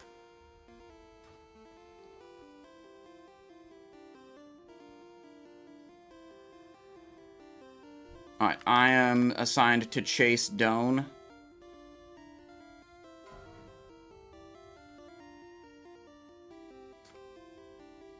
Let's see. Occult Poison back here. I think we got everything else reconfigured properly.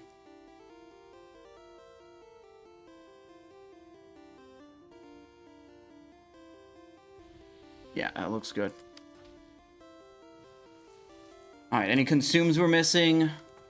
Honey Badger, Giants, Firewater, Food Buff, Madness Flask, still 28 minutes. Alright, we're good.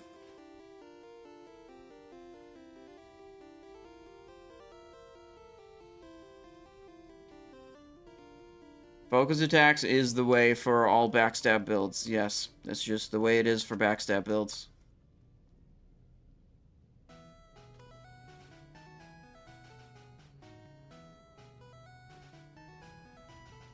Yeah, I mean, I haven't seen a backstab build that doesn't use it that is competitive with ones that do use focused attacks.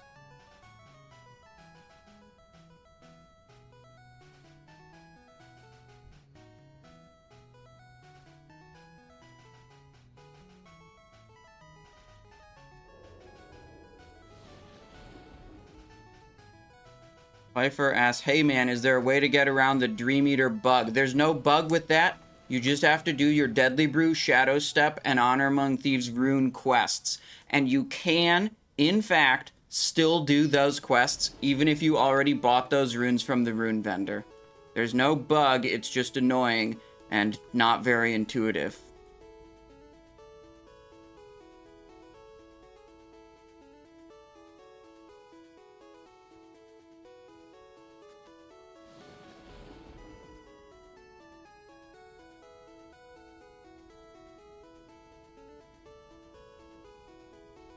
Alright, here we go.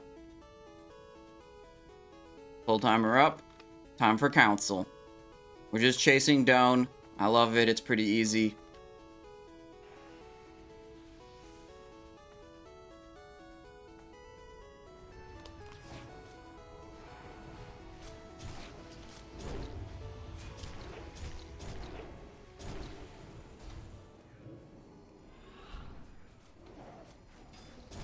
No!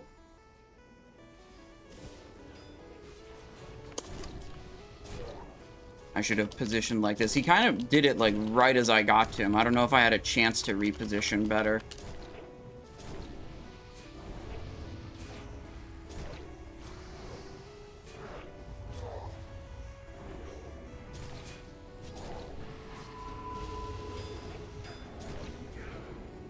Where's he going?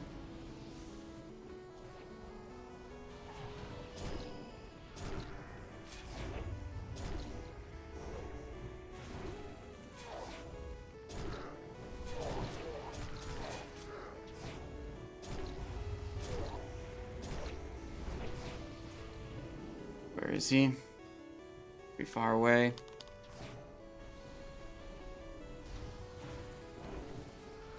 No, I lost the Crimson Tempest. Unlucky. Oh well.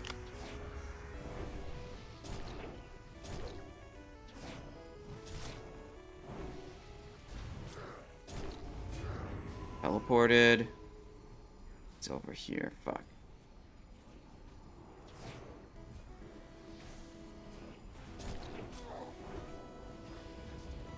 Ugh. Bad positioning. I was a little worried because I was right next to Herod. I didn't want to get too close to the whirlwind that was happening. But then I didn't get positioned well for... Oh my god, where is he? I need a target marker on him. That would be handy. He's the only one that doesn't have a target marker on him. Shit.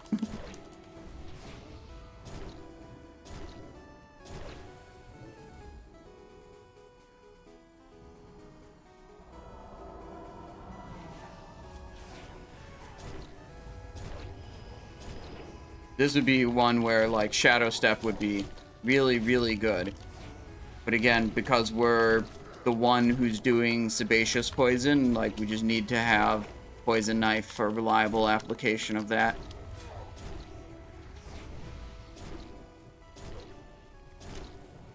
Had a failed kick there, a bunch of damage on the raid. Somehow no one's dead. So that's good.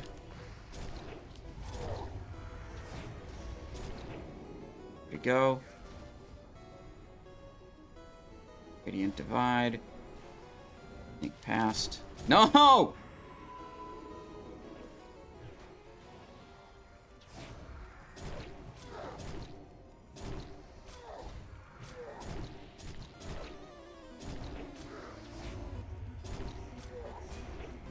I'm starting to hate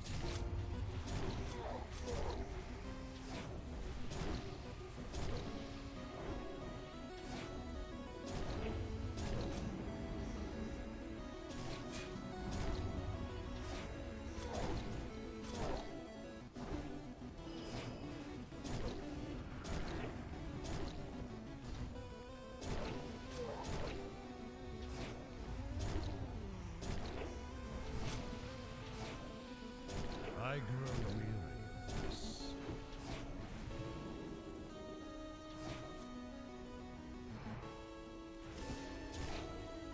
Redo the Crimson Tempest.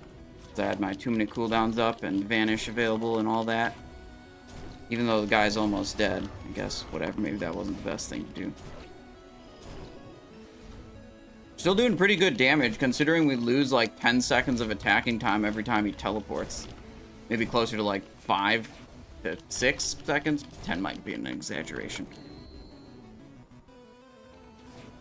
Oh, whoops, he's up that way. Yeah, I need to request a target marker on Doan. Make it way easier to see where he's at. Doan's going down in a few seconds.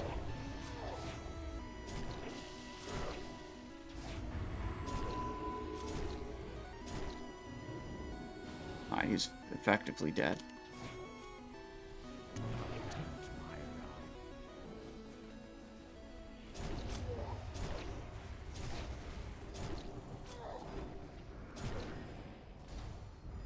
I'm gonna just move away from that situation.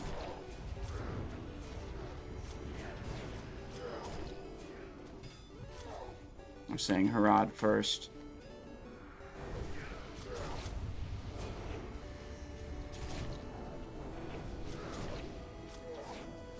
Okay.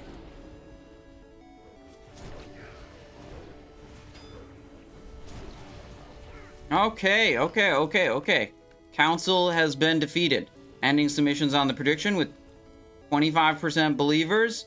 We got Crusader Chalice, Mercy, and the wrong belt. 40 strength plate belt, 3 attack speed, 2 crit. Do warriors even want this, or do they take the leather belt like they always do?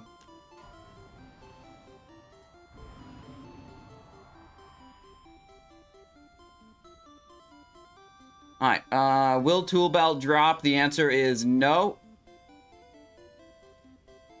Let's see, shoulders, we already have those. Legs, we already have. Chest, we could roll. I think it'd probably be off spec.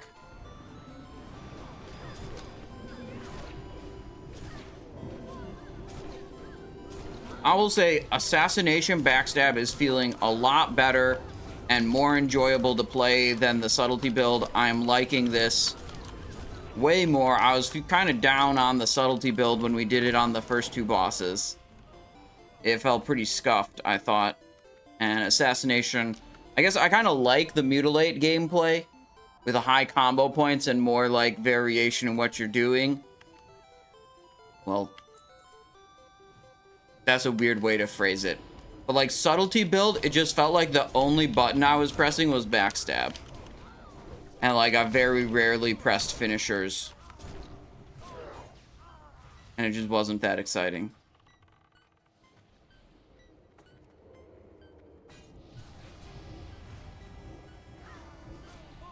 Trying to tab through these to get to that guy, which just never went to him.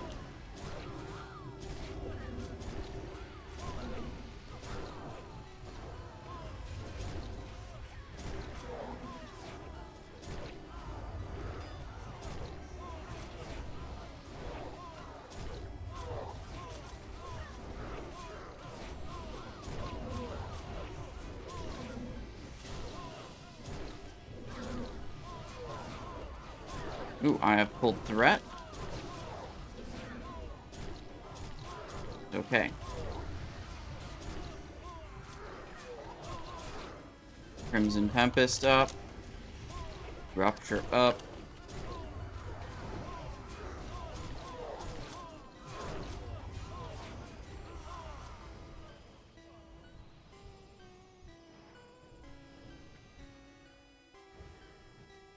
Alright. The Lilian boss. Do you think there will be a new phase? I kind of think there won't be. I think Sod is done for in terms of new content. I don't think that anything new is coming for Sod, at least for a very long time, would be my guess. But I don't know. I don't have any inside information. That's just my guess.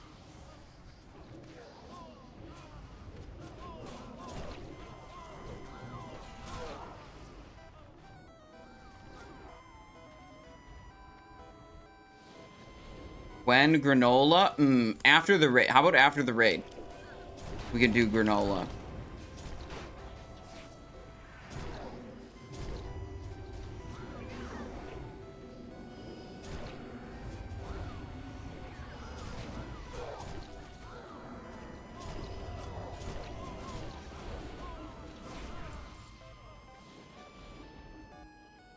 Get a prediction going on whether Phase 9 exists? Nope. Ooh, yeah, okay, here's another one. Look at that. They just looted a Holy Protection recipe, and here's another. Let's see. We need a nature and a frozen rune. And we need to enter the room, eat food buff.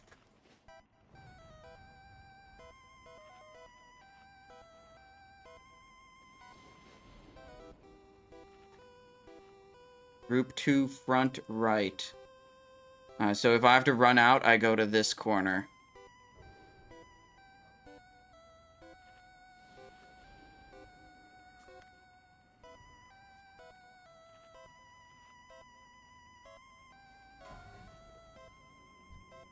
Rumsy rum for extra stamina. Boat boy granola. Yeah, that's what it would be. We could have eaten the granola bar during boat duty, because you don't do anything during boat duty.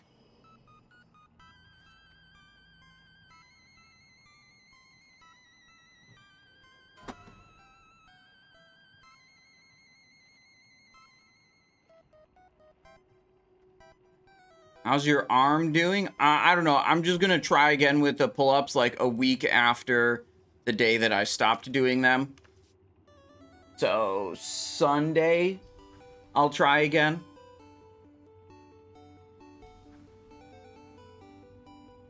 I tried doing a pull-up on Wednesday, and like I could complete the pull-up rep, but I could also definitely still feel the pain in my elbows, so I was like, yeah, it's not smart to push this. Just have to wait more.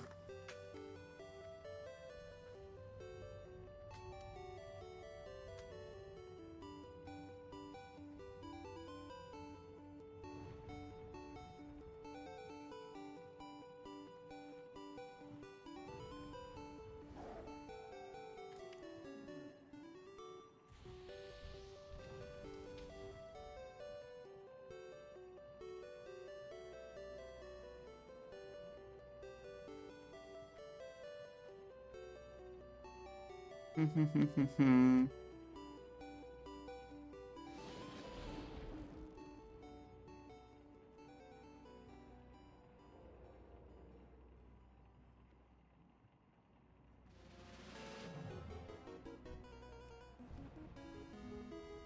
25 seconds on my Thistletea. I'll definitely get to use it during this fight.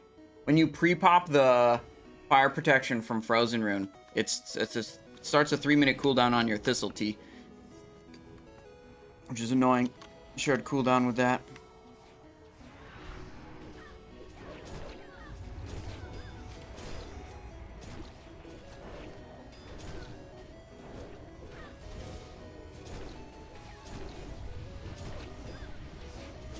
Vanished off the threat. Can't really tell which way the boss is facing. I hope I'm attacking from behind. I think I am. I can barely see between those, Oh, now I'm not attacking from behind. Okay, here we go. This is where we want to be.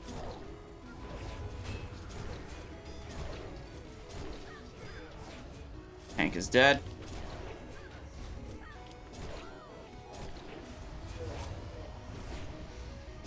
I do not have another vanish here.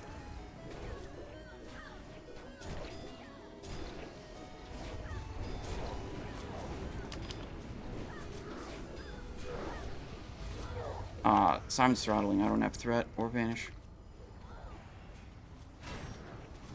Can I save my stack, though? It said I don't have threat. I meant to say I have too much threat.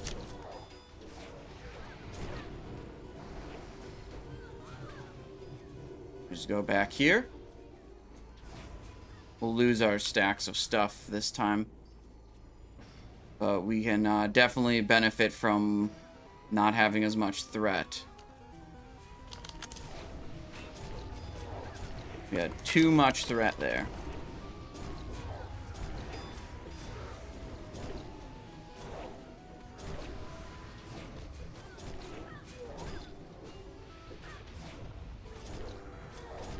Oh shit, it double ignited.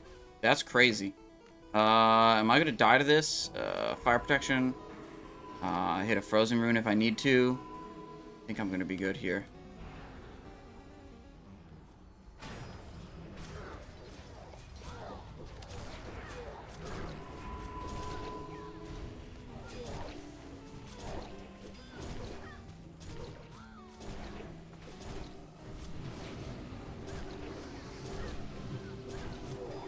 movement poison.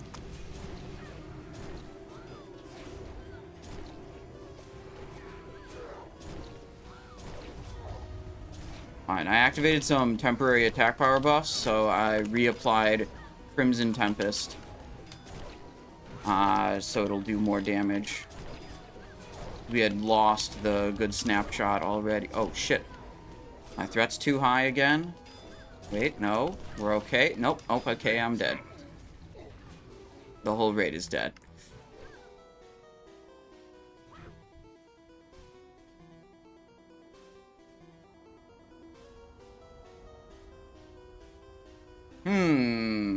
What was it? It's like 3 people dead on pull? I'm not sure. They're saying something was messed up on pull.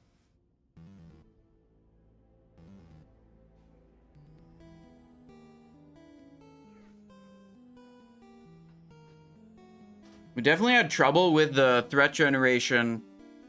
Like having to throttle damage output.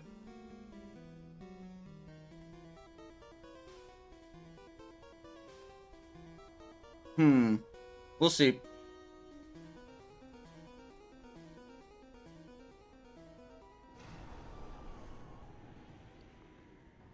Pre-pop Frozen Rune. Almost time to press the Nature Protection Potion.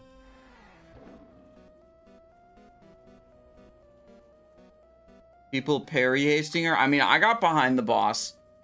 And the boss gets accelerated attack speed. It's not like the tank dies. It's not immediately like, oh, it's parry haste. Or like the tank gets attacked quickly. It's not parry haste. It might be parry haste, but this boss gets an attack speed buff whenever players in the group are low health. And the more health that's missing from players in the raid, the more attack speed the boss gets. So that can cause problems.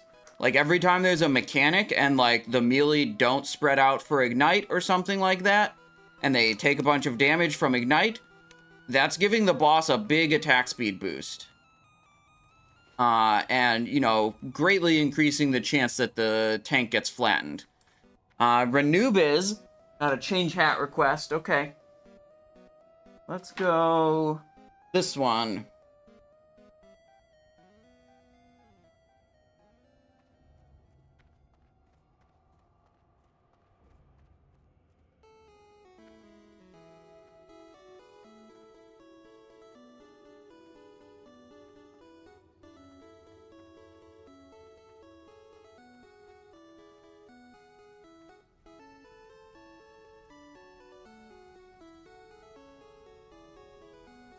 Let's see, what else do we need? Honey Badger. Giants.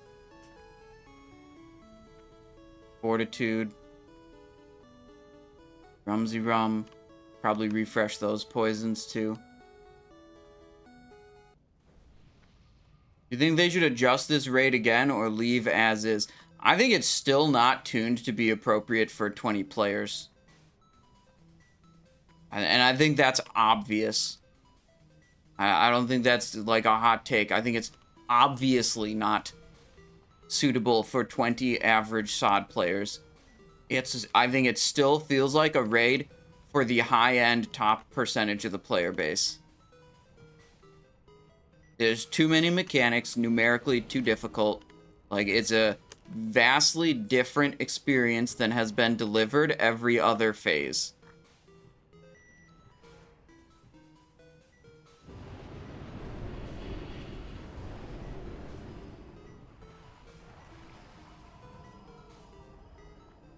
Oh, I need to food buff.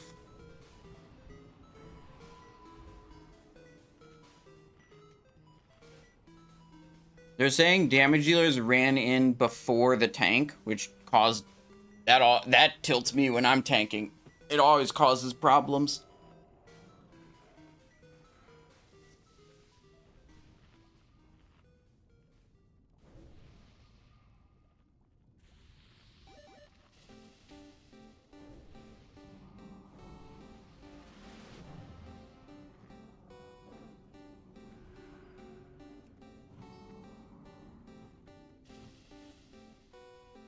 Okay.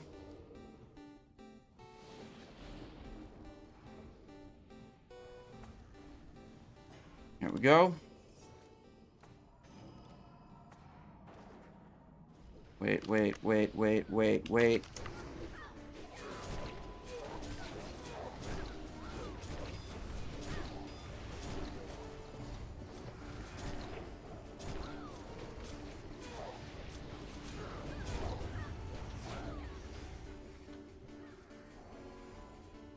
Want to go in for a moment. Save my stack. There we go.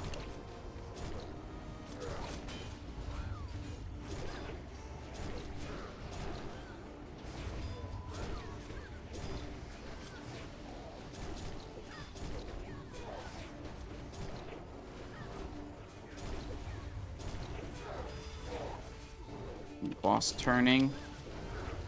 This boss, like, people were complaining about parry hasting, but it's like, this boss is so small and it's so hard to see which direction this boss is even facing. Like, it's gonna get parry hasted. I think it, like, look at the screen. It's very hard to tell which way this boss is facing, especially if it's gonna turn around every time it gets taunted. So I think it's unreasonable to blame and say, like, oh, you need to not parry haste. It's Amelia's fault because they parry haste. It's like, yeah, obviously a parry haste. You can't tell what's going on.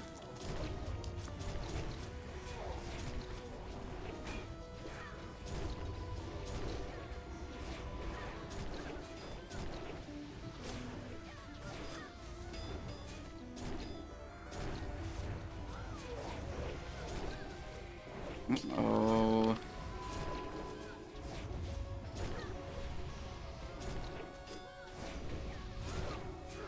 We're not going out for this one. Because I feel like it. That's why.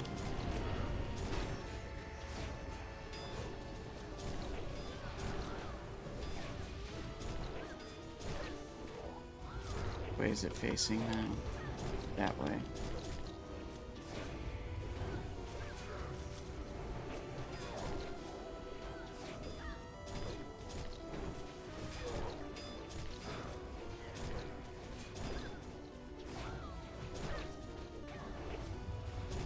Ooh, I'm gonna have to run out on this one.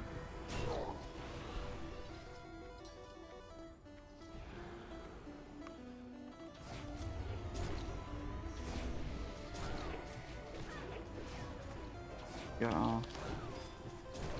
There we go. Okay, boss is dead this time.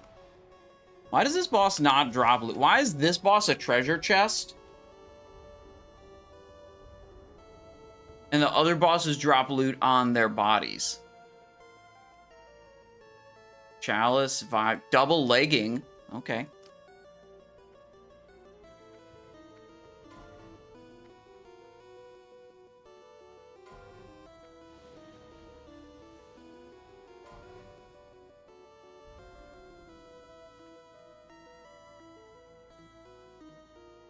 Beatrix's poker. We gotta roll off spec on those legs.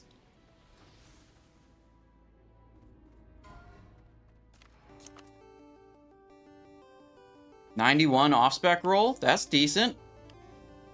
Wait, off-spec legging? Let's go. Okay.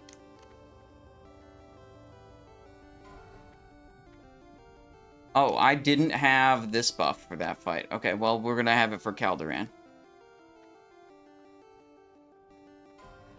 Yeah, that's crazy. I don't know what it is. I don't know if it's like a coding thing or just like there's no rhyme or reason to it. They just felt like making some bosses make a treasure chest and other bosses drop loot off of their body.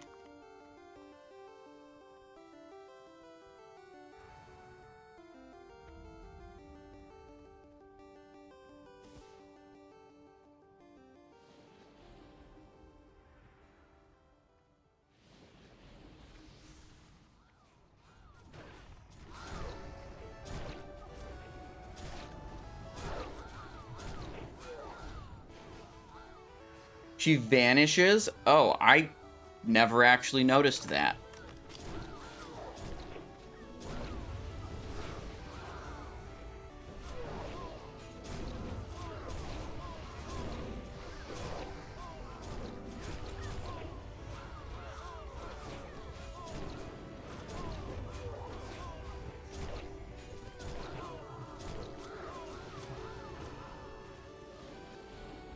Right.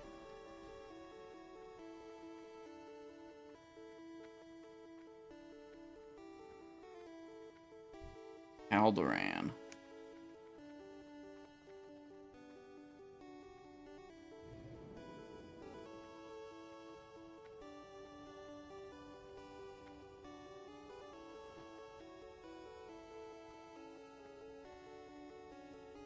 Alright. Time to refresh poisons. Sebaceous and Occult.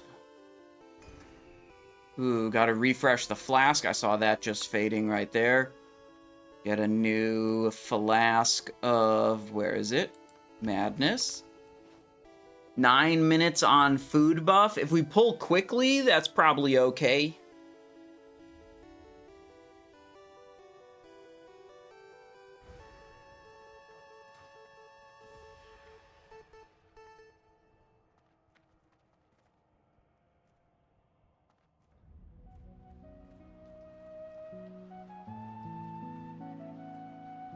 Mm-hmm.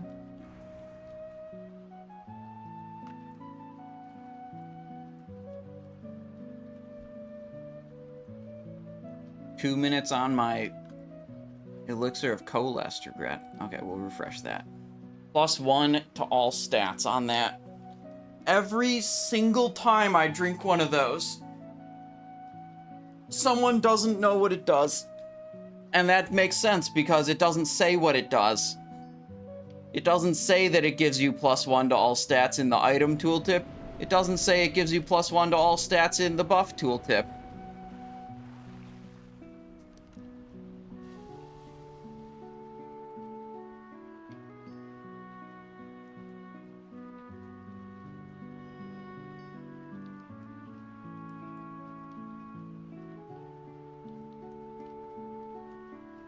One, two, three, four, five, 6 world buffs. That's good.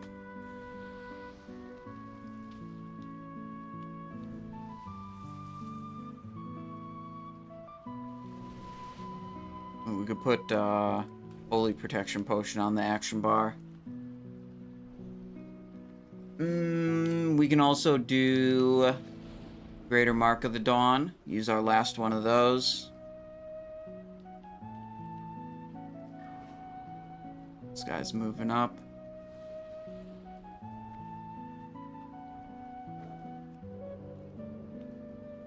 This is where someone pulls early. Like they go here and then they deploy a totem and it deploys in line of sight of the boss and pulls. Pretty standard.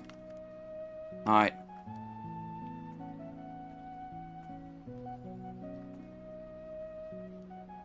Six, 5, 4, 3.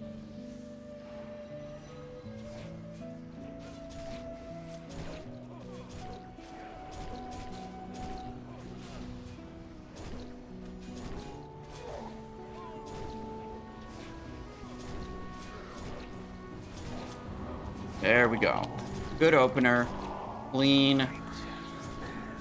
Didn't have to use Vanish for threat, so we have it for later. In case we have to use it later. Go, good.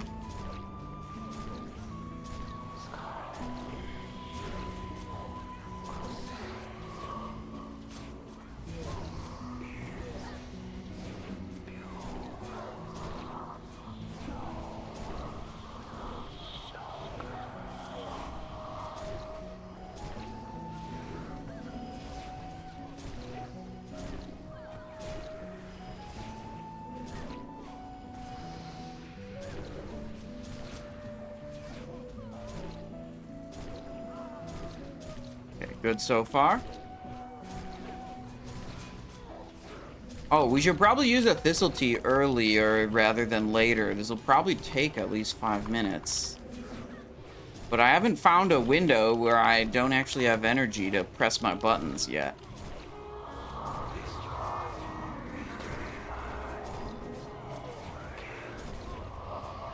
Lose minimal time on those blinding flares. Sure, whatever, we'll just hit the Thistletea. Great.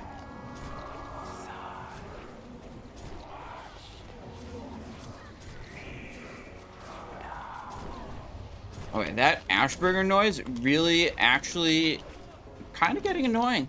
A little bit of novelty at first, but when there's like 6 Ashbringers in the raid, I don't know if there's that many, but, and it's just going off all the time, stops being novel, starts being annoying. I bet I could mute it somehow. Alright, I have too much threat. I think I'm gonna take a Vanish. Maybe I should take a Vanish? Uh-oh. Why is he still at 80%? Did he get some heals off or something? They were saying one of the mages was on, like, sheep duty, and the mage was saying, I don't want to. Which makes me think also that maybe the sheeps didn't go off, so we didn't interrupt the heals. We're 2 minutes 45 seconds in. Surely some heals went off.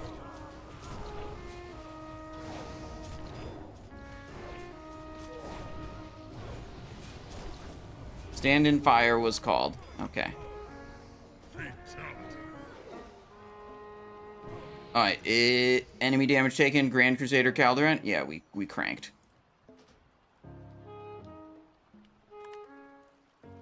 Let's look at healing. Enemy healing done, 5.3 million. So I think that's 1 heal went off, 5 million per.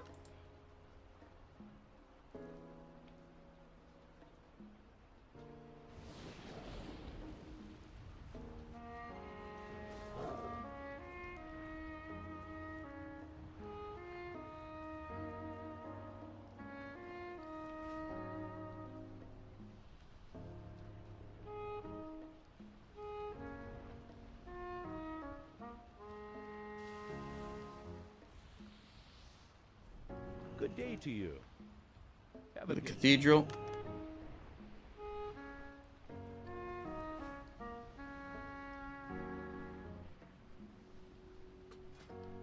I have the gear for it, but I brought 2 different backstab builds to today's raid, so I would have to leave and retalent.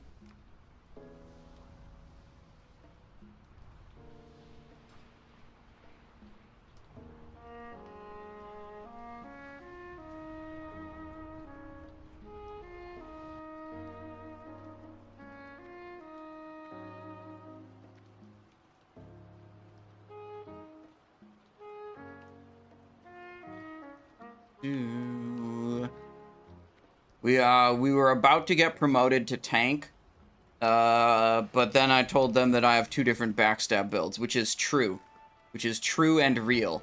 Neither of these builds are tank builds.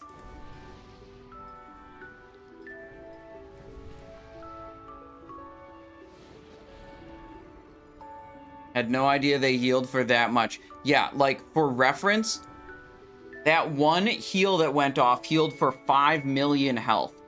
The highest total damage dealt by any individual player was 2.28 million. That far into the fight. Okay? If the person assigned to interrupt the heals does literally nothing other than interrupt heals, they're gonna be more valuable than, like, any of the damage dealers. Yeah, they're gonna contribute more. So, like, if you are assigned to interrupting those heals, you need to make sure you hit every single one of them. It's your priority. You gotta do it. Like, you can't be compromising. Like, I don't know if this happened, but this is just, like, general advice.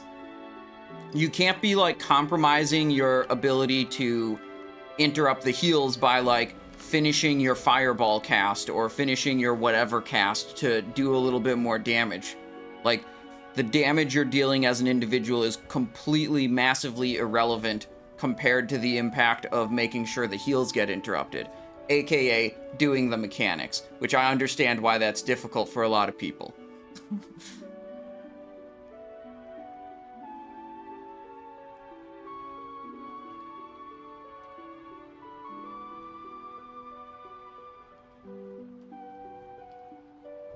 Alright, so I have food buff, I have world buffs, I have honey badger, giants, and attack power buff. We don't quite have any more of the stamina, but we could Rumsey Rum. I feel like we're okay without Rumsey Rum. These guys are hella... The Rumsies are hella expensive.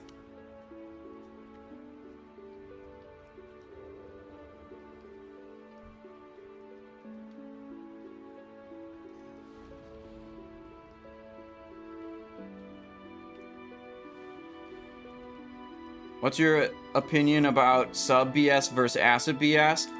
I do not like subtlety BS. I think the gameplay is scuffed. I quite enjoy Assassination Backstab. I'm big fan of Assassination Backstab.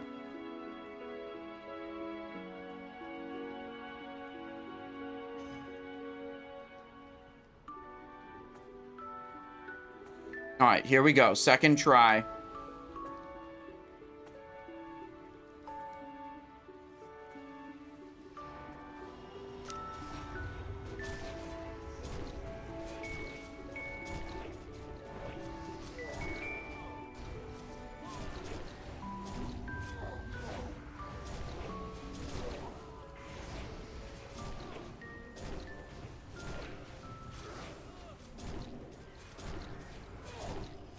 Looking good so far.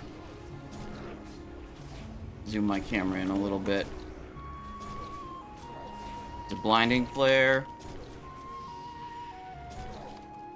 Quick turn, quick back.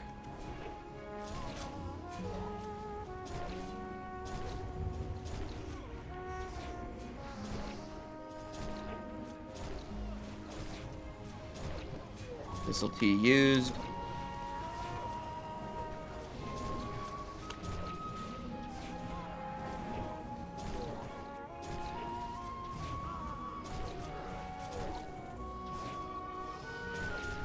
Good. I think the ultimate min-max here is to press an ability within 1 second of the flare going off and be turned around while your character is on global cooldown, and then be back on the boss before your global cooldown is up. And by back on the boss, I mean facing the boss. Okay, that was a bad fire placement.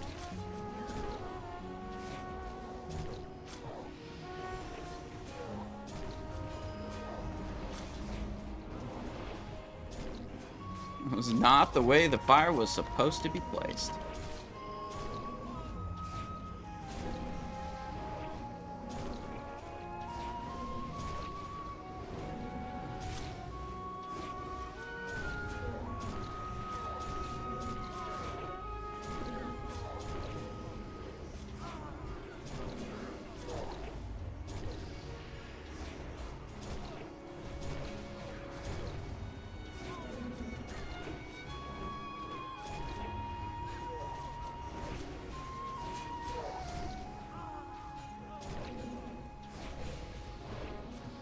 That offering on the left.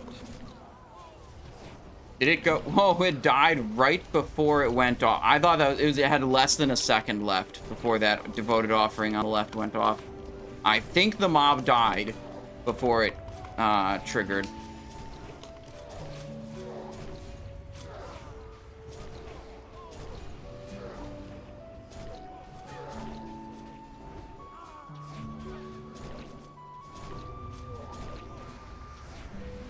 I'm a little worried about my threat, which means I don't really think I should press the 2 minutes. I think I have to vanish this threat off is what I have to do. So that compromises the snapshot we can potentially get outdoors.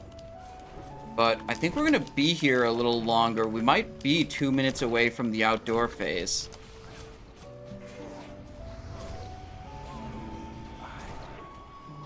Usually I hold the 2 minute cooldowns for the outdoor phase.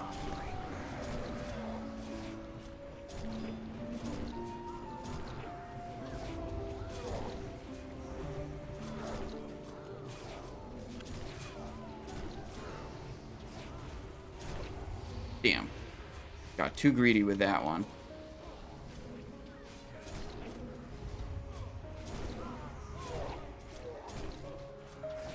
Moving the boss. Voted offering. Just healed the boss.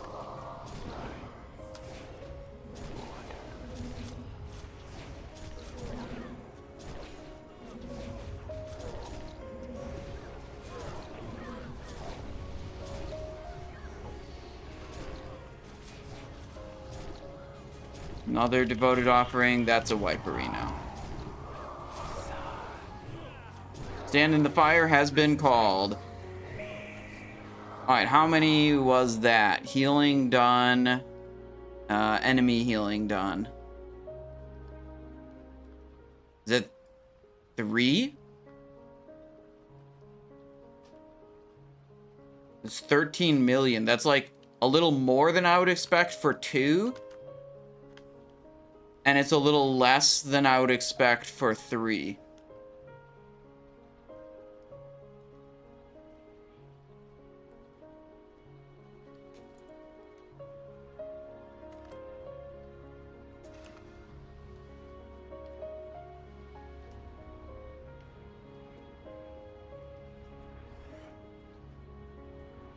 Fortitude. Okay.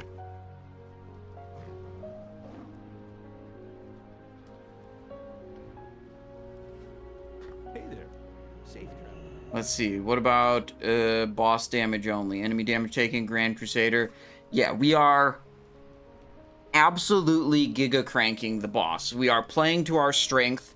Rock obviously is just owning on overall, and like the other people are doing good at overall. They're doing damage to ads, but like my character doesn't have the capability to do that effectively. These characters do. So let them play to their strength, let me play to my strength. We need both of those damage things, but I don't, like, it doesn't make sense for me to compromise my, like, single target to do a meager amount of, like, AoE. Just play to my strength and, like, hopefully it works out.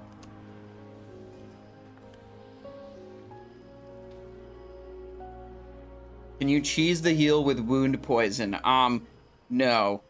Wound poison in Season of Discovery and in Classic Era is a flat reduction in healing. It's not a percentage reduction in healing. Here it is. So for a heal that hits for 5 million, reducing it by 500 is completely irrelevant. What would this be? 500? It'd be like 650 off? 650, not 500. Close enough. Still irrelevant.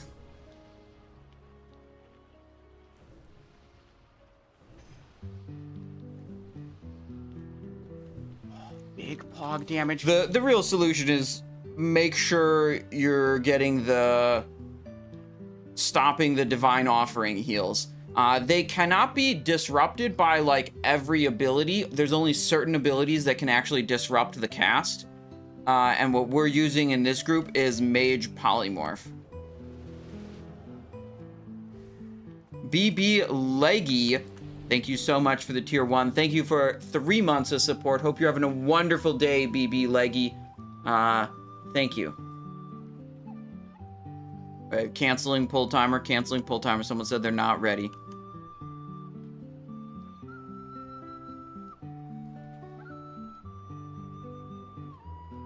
BB Leggy says, happy Friday. Thank you. We did a Sunday stream this week. So this is my 6th day in the row. I'm very ready for my weekend.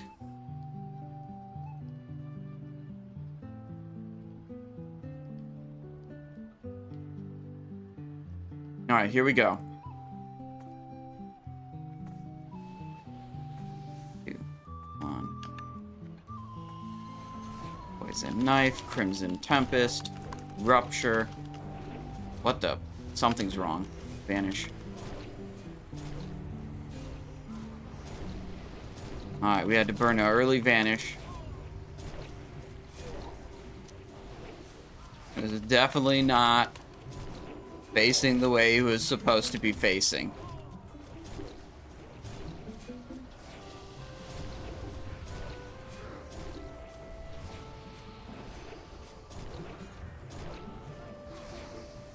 I have to do some of those abilities like right away early because I'm trying to get the Crimson Tempest and the Rupture applied while I still have the 6-second Master of Subtlety buff from being in stealth. So like I don't normally like Giga Blasting the boss right at the start and like risking pulling threat, which is why I generate my combo point with Poison Knife and not Backstab, so I'm not like risking pulling aggro right there. But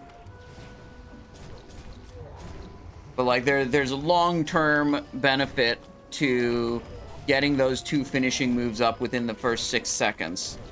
So that kind of conflicts with my normal desire to give the tank a few seconds at the start to make sure everything's okay.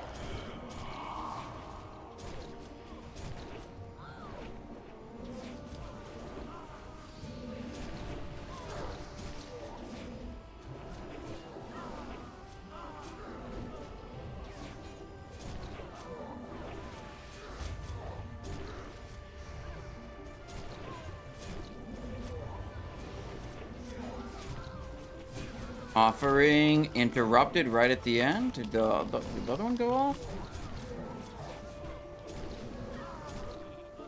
Still no enemy healing done. That's good.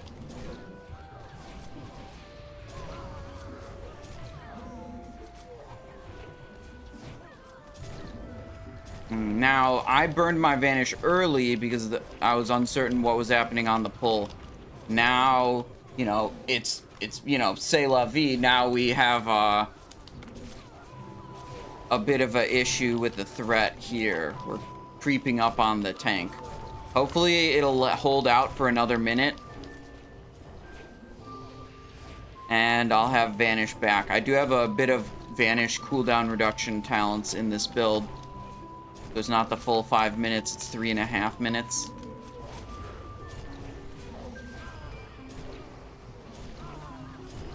I wonder if it's smart to press my 2-minute cooldowns right now. Probably not, if I'm worried about threat.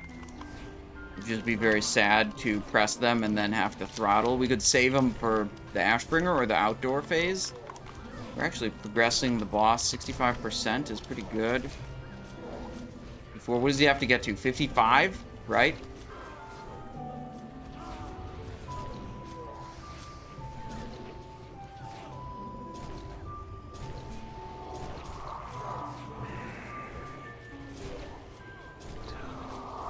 Fine, I'm vanishing as soon as it comes up in 5 seconds. No, I'm 9%. I shouldn't do it. We'll save it. We'll save it for the outdoor phase. I'm teeter-tottering on this. I think we save it for the outdoor phase.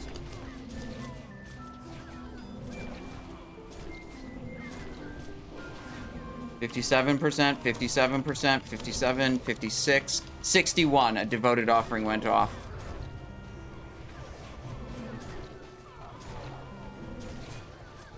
"65, another heal went off.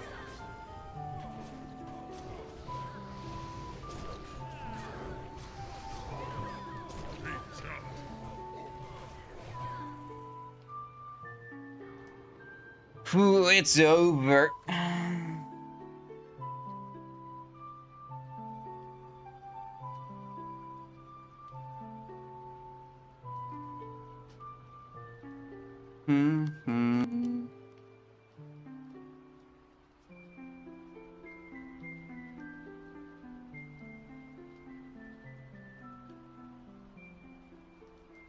This might be my first 7 out of 8 in a while. This is not looking good, folks. We were very close. We were very close that time. Okay.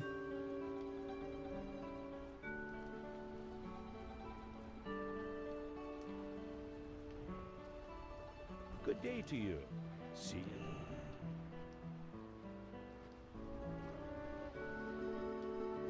Crazy how much damage Ashbringer does.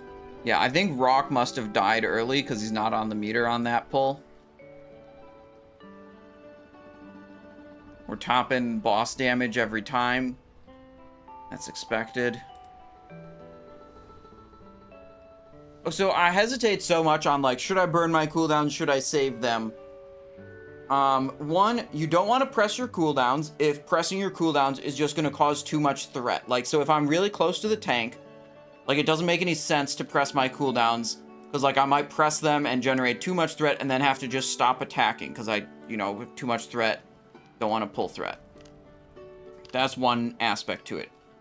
2, you generally want to press them, the flip side, opposite, pulling me in the opposite direction, is you want to cast your cooldowns pretty much as often as possible so you get more total uses. More total uses of your cooldowns is virtually always going to outweigh fewer uses at slightly more optimal times. Like, just activate it more times is almost always better. And then the third thing on this character, I care a little bit about snapshotting my Crimson Tempest, and I'm not sure how much emphasis I should really be placing on that. I want to look at my damage output and see what percentage of my damage is Crimson. 6.3. All right, let's look at a previous attempt. In this attempt, it was 7.4. And in this attempt, it's 6.4. Yeah, okay, never mind. I think that's a pretty insignificant amount. I think that's less important than just sending the cooldowns as often as I can. So now that I've seen that, I'm going to try to send the cooldowns more often. And if we don't have a good Crimson snapshot, whatever. It's way more important on a Saber Slash rogue, where snapshotting their Saber Slash is a very large part of their damage output.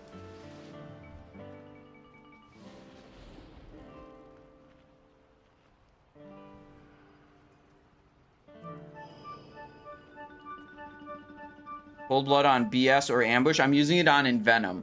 Both Backstab and Ambush have close to 100% crit chance already.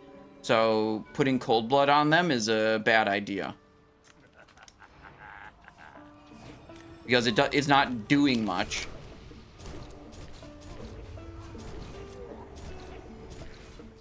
Because they're already almost guaranteed to crit.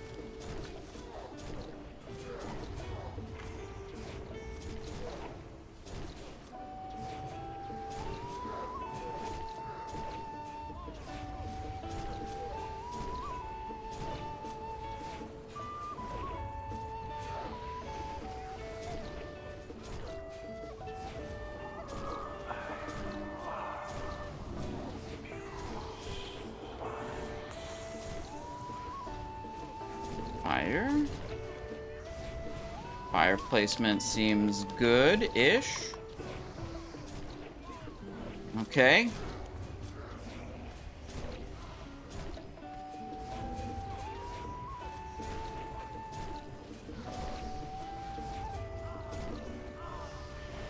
No, Occult Poison dropped. Rip.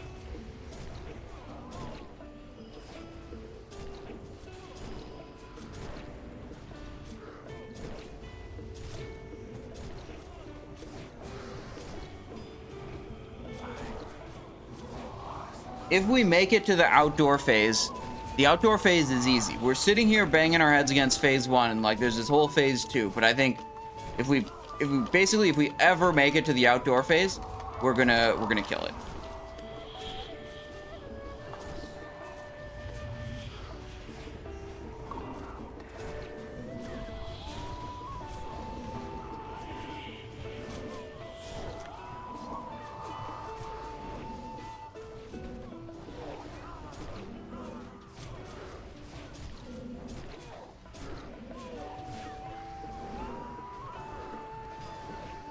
Two-minute cooldowns are back.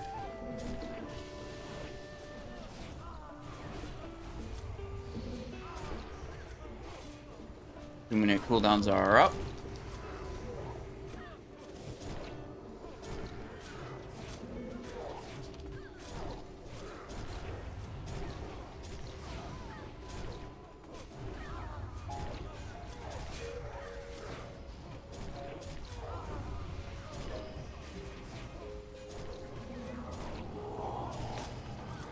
%, boss.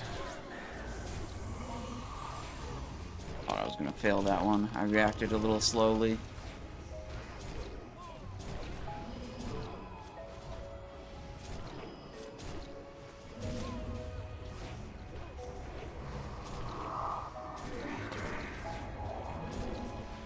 72%. Wait, it was at 71 before. It must have gotten a heal.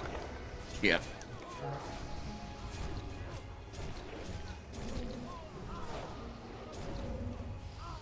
Go.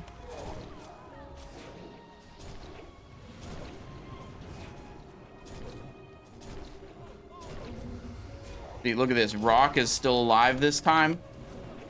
He is Giga Omega blasting here. So much multi-target damage.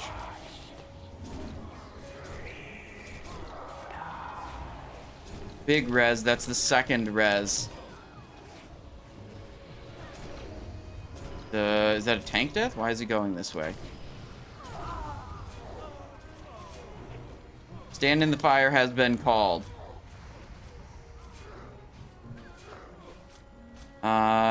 Enemy healing done. 21 mil. Wait, that must have been right at the end. Surely we didn't get a total of 21 million.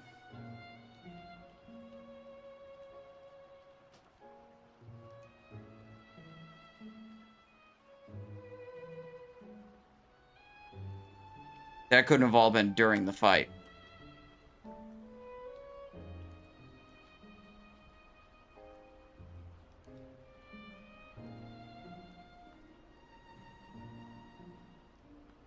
Yeah, more DPS would definitely help us.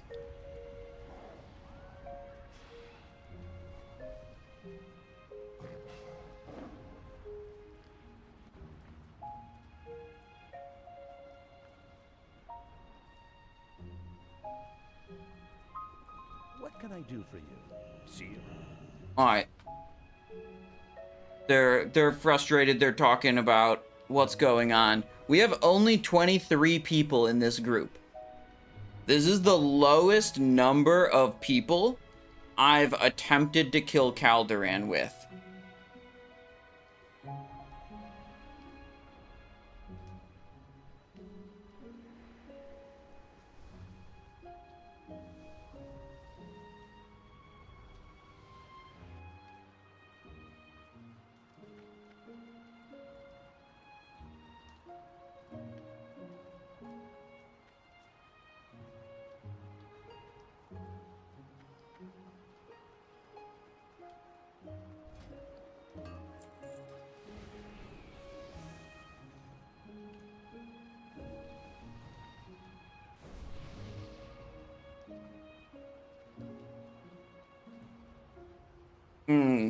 The suggestion now is to have all the people who are AoE padding stop AoE padding and just single target.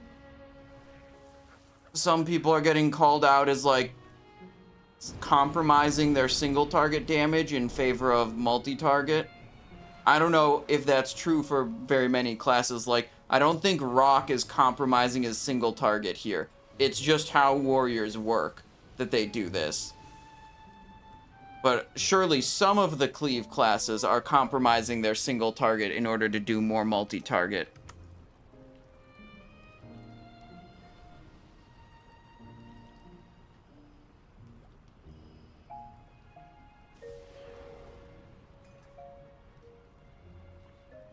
Okay, let's see.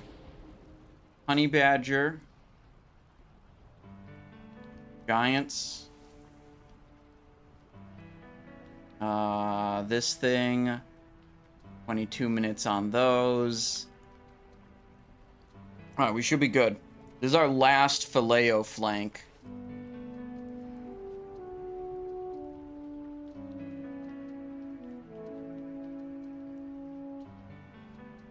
Alright, one of someone of the mages just said they died to Balefire Bolt. They Balefire Bolted too many times. That's unlucky.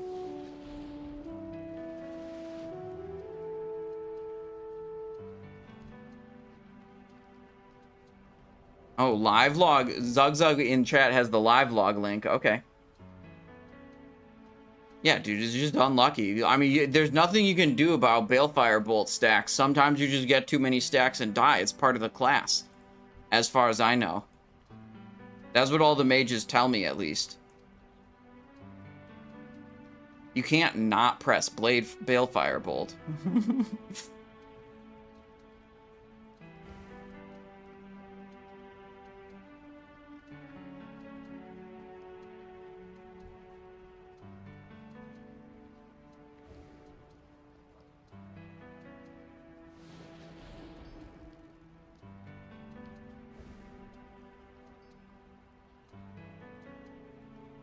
Mages can't count even though they read all those nerdy books. Yep. It's just tough, you know?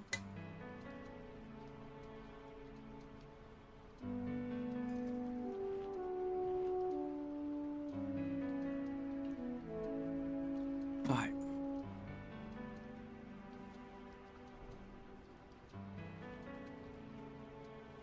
After this, we're gonna have to downgrade to Specklefin Feast.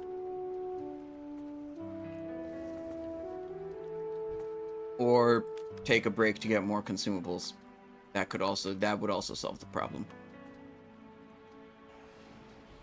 Alright, here we go. 4th try? 5th try? I'm not sure exactly.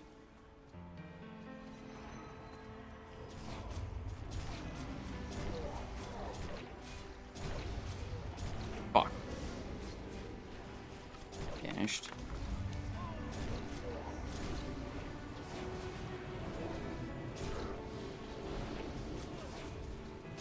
Pretty sure I ripped threat there.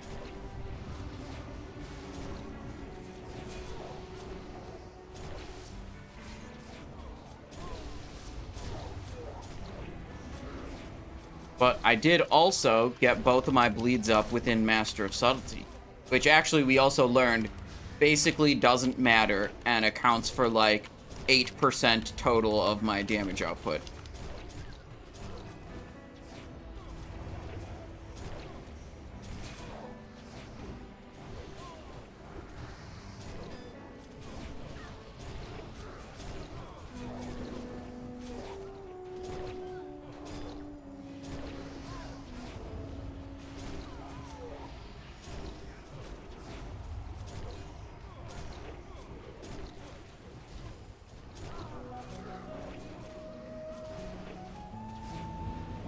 Did only Fangs die?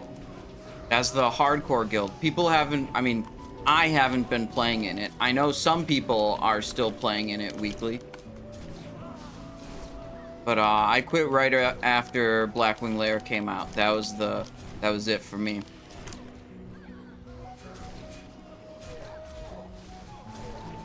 Right before Blackwing Lair came out, they started implementing this like tanks get any piece of loot that they want in the raid and no one else gets to roll on it. And not just like 1 or 2 items were reserved for the tank, it's just like tank gets what they want. And I was like, man, that considering tanks want a Curia and Perdition's Blade and Corehound Tooth and, you know, basically every item rogues want, that makes the raids a lot less exciting for me.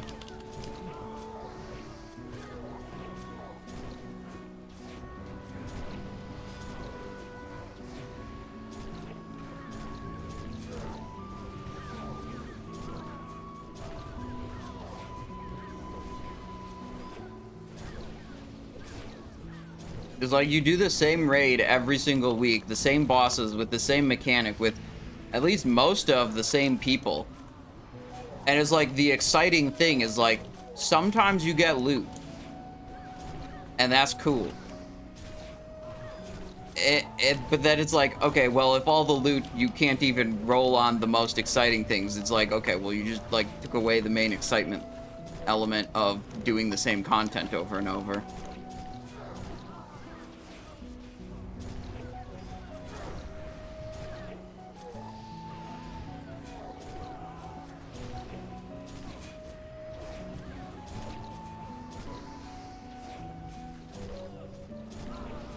The ad placement, very bad.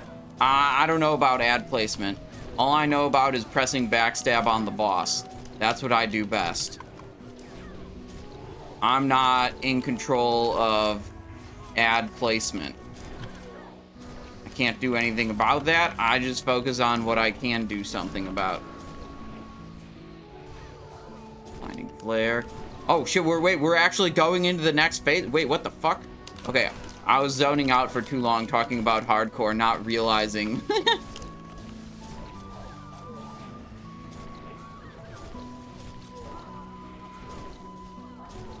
Okay, this is good.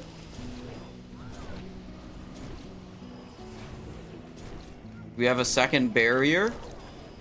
There's only one priest in the raid. We definitely don't have a second barrier.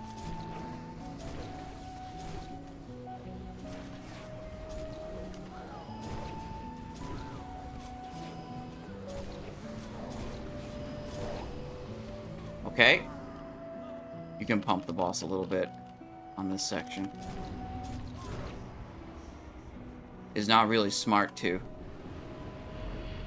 Okay, okay. Rock is not down anymore. They just battle resed him.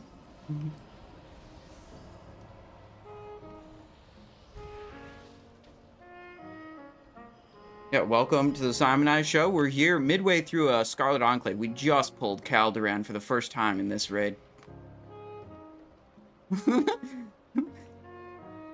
First try. First try, you guys. First try, guys. First try for sure.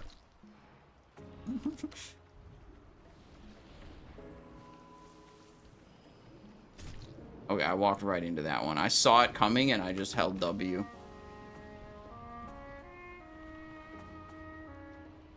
Okay, not vanishing for the snapshot.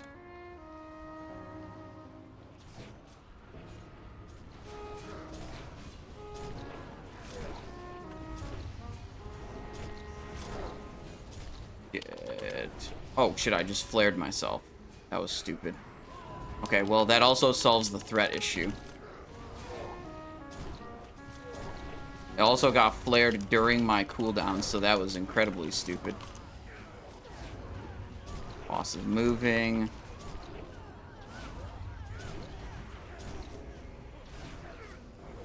I think I should just vanish so I never have to think about threat again for the rest of the fight. There we go. Tank has 1.8 million threat. If I ever have to worry about threat the rest of the fight, something else has already gone way too seriously wrong.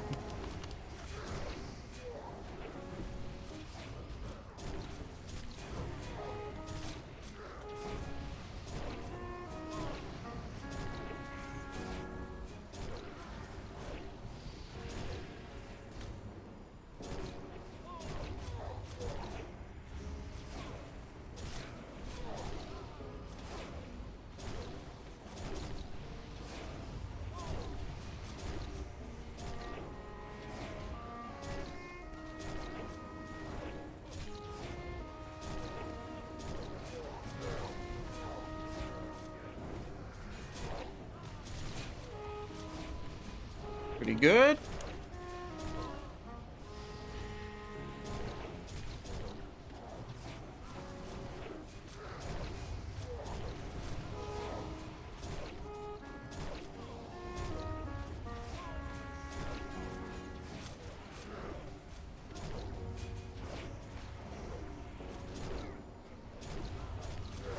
Alright, we'll save these 2-minute cooldowns for the Ashbringer Sword phase. Our DPS is definitely low today. So, like, sometimes you just send them because you're like, we're gonna meet the DPS check anyways, who cares? Get higher total throughput. I feel like today is not one of the days where you just send them.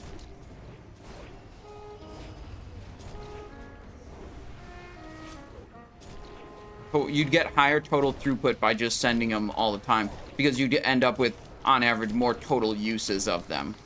Whereas every time, you know, the longer I sit here not activating this Slayer's Crest is like basically losing value on the Slayer's Crest.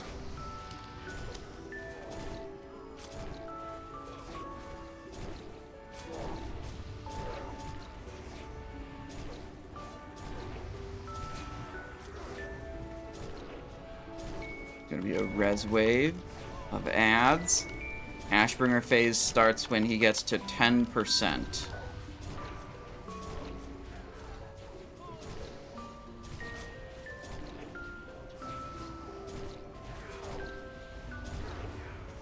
We get Crimson to help damage the ads. It looks like that's going to be needed.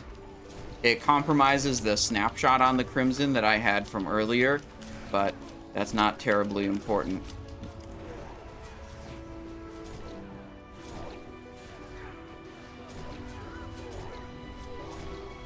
we go.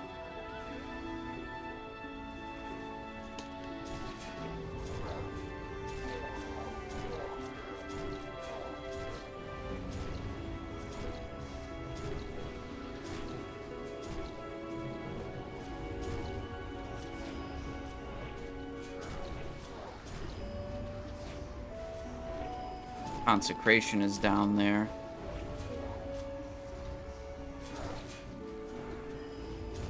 Drink a holy protection potion. I'm not sure if the damage I'm taking is holy, but just drink it.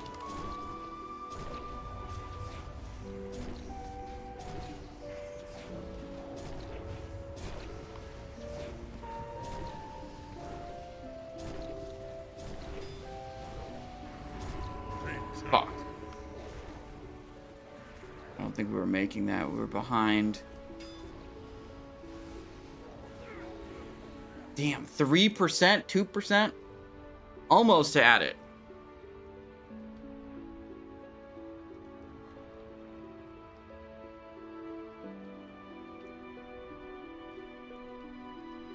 Raid leader's saying they gotta call the raid.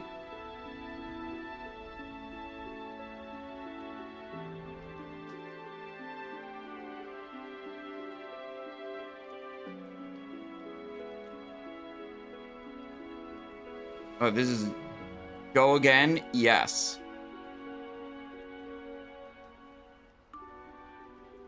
Raider is saying we probably just don't have the damage output. Like, we were 3% off on that Ashbringer, and how many people were dead? 2 or 3?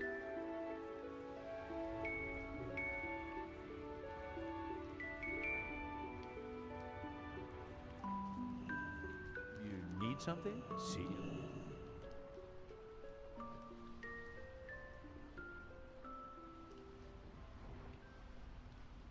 Rock was dead outside. I thought he was rezzed before we went outside.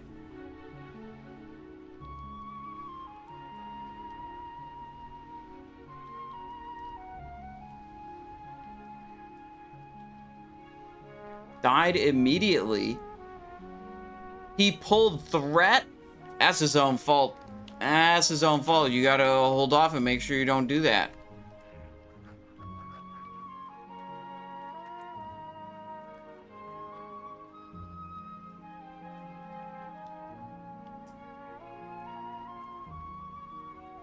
Do you maybe pull threat on the ads and die? That would be less, less concerning. Because, like, sometimes your Ashbringer just pops off and you're dead. They're saying this is the last pull for sure.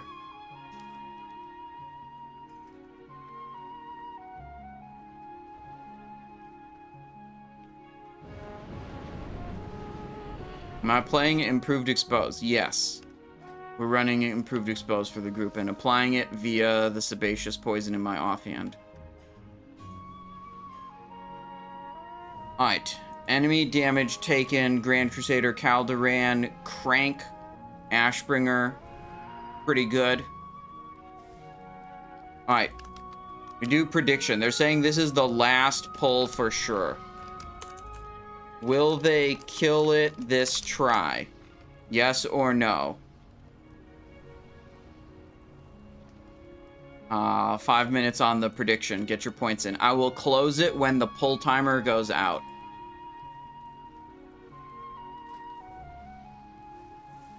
Which I'm hoping is in about 5 minutes. Quick 7 out of 8. Don't worry, we didn't put any soft reserves on the Caldoran loot. I hope we kill the boss, though.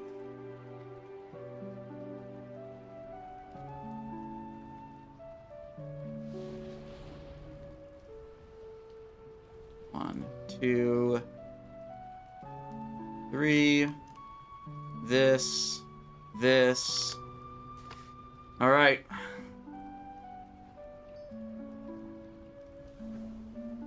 Is everyone here? Yes. We're world buffed already. 1, 2, 3, 4, 5, 6.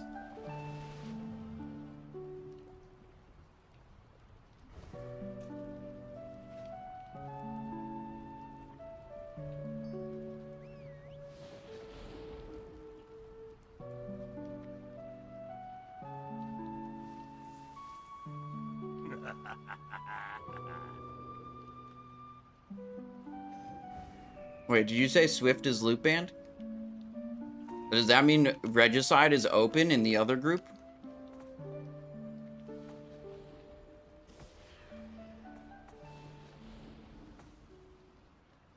Alright, here it is. Here it is.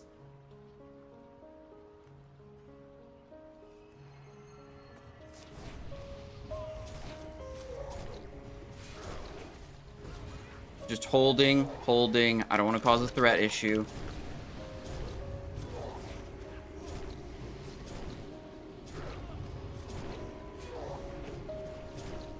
There. Did not have to burn my vanish early. Pretty good there. Pretty good. Love that. Zoom in a little bit. Blinding flare time. Turn around, turn back, keep pumping. Here come the ads.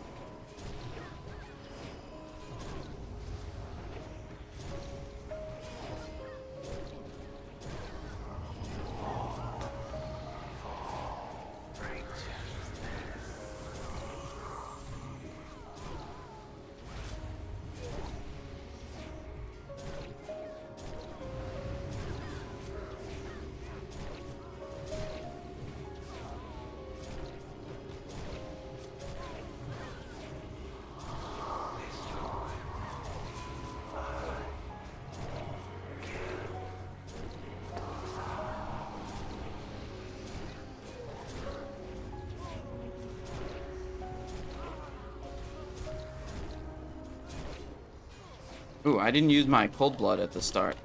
Use it now. Usually it's just better to use it so you can use it again later. I should have used it much earlier into the fight. This is 1 minute 45 in that I used it. So far, so good.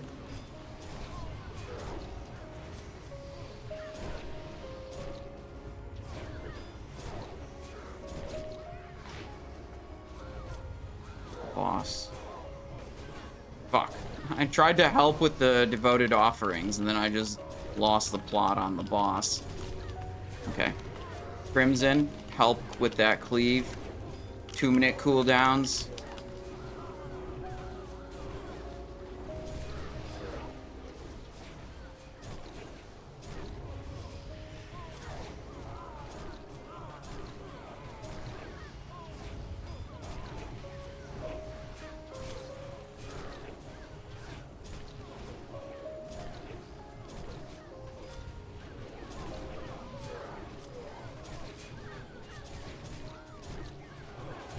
So I'm choosing to intentionally help more with the ad damage. I'm not sure if that's super good. I don't know. I'm just feeling it this time. That's what we're gonna do.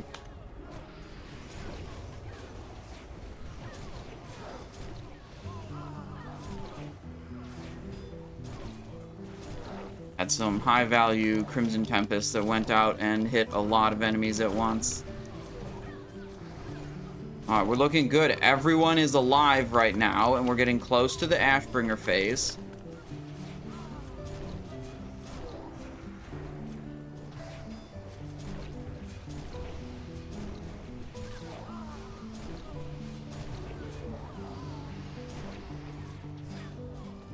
Fire might be a little worrisome. Ashbringer phase.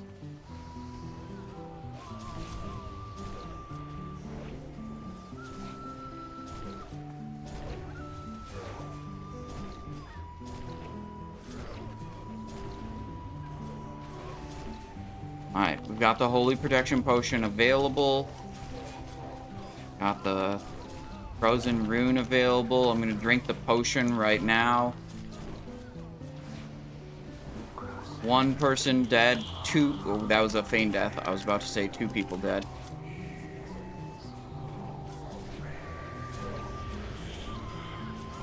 Lost my stacks of occult poison. Unlucky.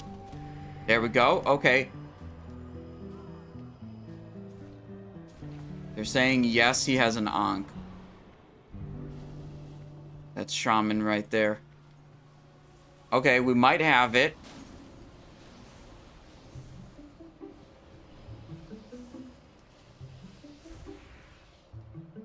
Zek is dead. Shit, how did Zek just die? They're gonna battle res Zek, and Orgunist is gonna Ankh once we're outside. There's battle res from a druid, and shamans can self res, and warlocks can soulstone people. But the soulstone from a warlock, you have to pick who it goes on before they die. So it's a bit of a gamble. You could put it on someone, and then that player doesn't even die.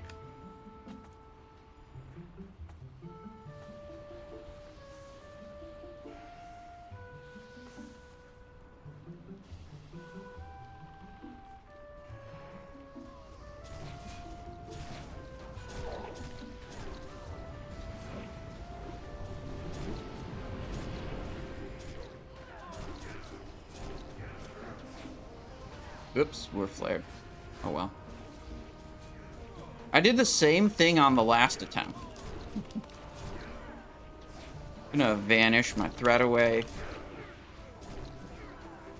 I got flared right at the start when I had my 2-minute cooldowns active. I did the exact same thing on the previous attempt.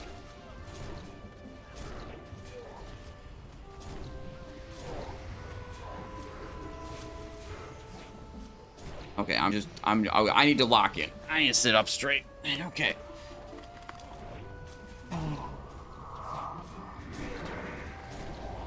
Saving Thistletea for the 10%. They said they have res for Zek in like 2 minutes. I'm not sure if Zek is damage or healing.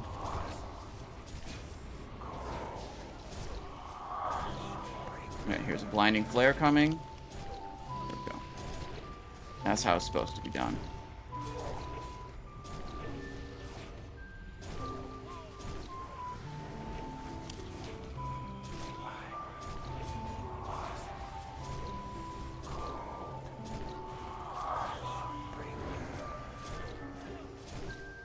Oh shit, main tank is down.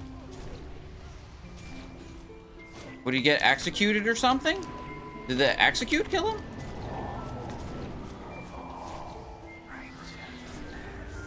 Well, luckily I had vanished prior and was not number 2 on threat. We lost Scunny, though, who's good damage for sure.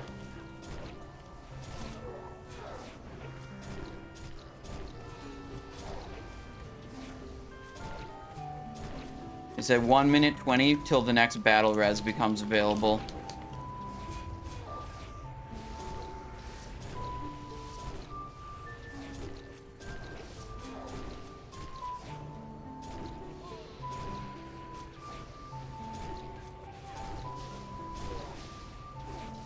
So what I want to do when the Ashbringer comes out is I want to use my Thistletea so that I can spam Backstab every global while I have my attack power cooldowns up. Envenom does less damage per cast, and you use it because it's better energy economy. It gains you more energy than it costs. So if I can use Thistletea to just have enough energy to spam Backstab, and I just need a lot of damage in a small time window, that's what I'm going to do. I'm going to sit at 5 combo points and just spam as many Backstab as I can. That's going to be the plan.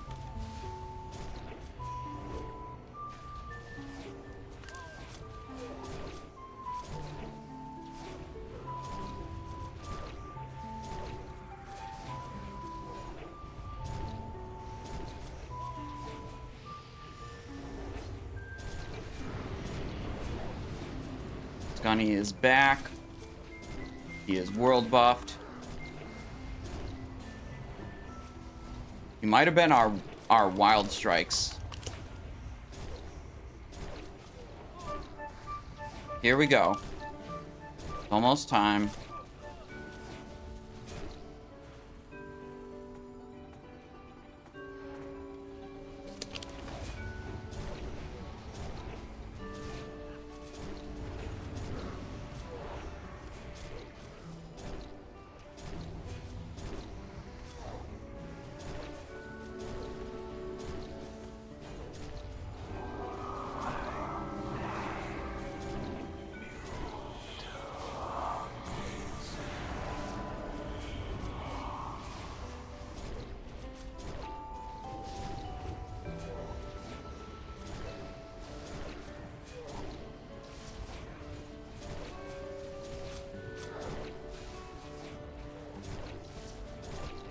Damn, dropped a cold poison. Unlucky.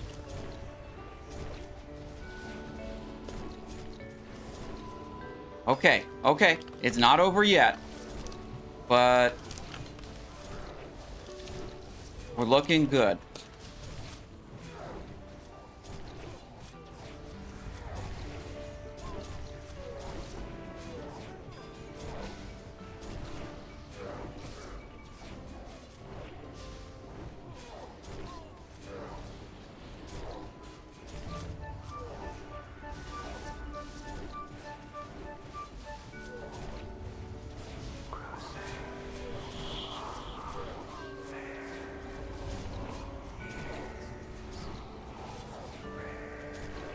Ignore.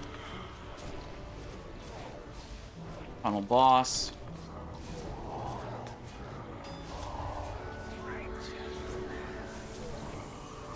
There, we got it. 8 out of 8. Insane.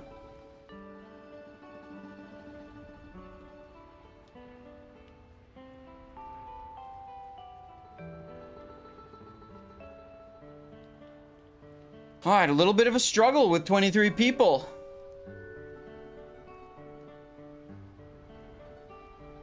Regicide, Robe, Balin's Band, Crusader's Chalice, Charred Emblem, Huntsman's Tunic, The Light, Charred Emblem has multiple reserves. Regicide was reserved by the main tank.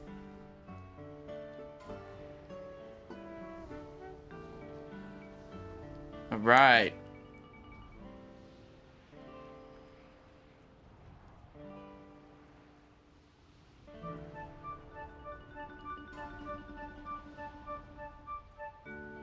How do we do damage-wise? Pretty good. Pretty good. Yeah, it's 4.78 million on the boss. Overall, we were in the top 4. Robe has an off-spec roll for me. Can't claim main spec on that one. 1 to 4 payout or believers incoming. Let's see. 23% believers, 77% doubters. Choose outcome. Will they kill it this try? Yes, indeed.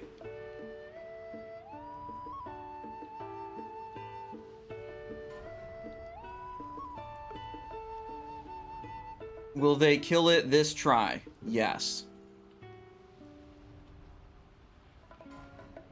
Oh, Chalice. I think there were 3 Chalice. Yay Dog and Oh My Druid. Wait, I should have rolled on the Chalice. Wait, was it? There were 2 Yay Dog reserves and an Oh My Druid. Shouldn't have just gone to one of the soft reservers? Oh well.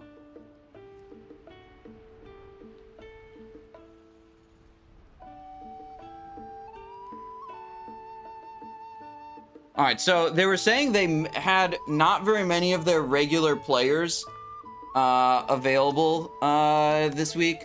Like a bunch of people called out. So that's why we had a low number of players and maybe not some of our best players, some like replacements. Still got it done. Obviously a lot more of a struggle than usual.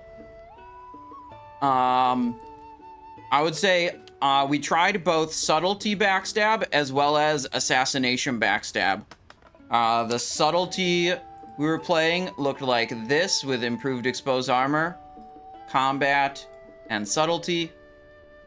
If you don't run improved exposed armor, then you invest deeper into Subtlety and get some ranks of deadliness, but we were running improved exposed for this group today, so we didn't get to go down into this talent. Right. I strongly preferred the Assassination build. I think it's just better on longer encounters, and it's close on shorter encounters, and I really just didn't like the lack of energy economy on the subtlety build, like, it felt like, that was not good. I did not like the subtlety build. Assassination backstab felt pretty good.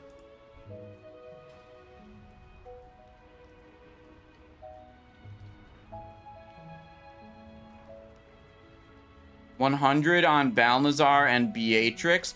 Oh yeah, we did do that thing on Balnazzar where we got to hit it most of the time during the air phase. My execution could have been much, much better there. I didn't immediately realize that I had to jump to be hitting it, so I lost some time where I was just like following it and spamming my button and not actually hitting it. But yeah, we used Gordok Ogre Suit combined with Winterfall Firewater, and then we were Subtlety, so we had 2 activations of Sprint. So we can sprint and have the Ogre Suit size increase and the Firewater size increase, and then you also have to jump, and then you can actually hit him during the air phase.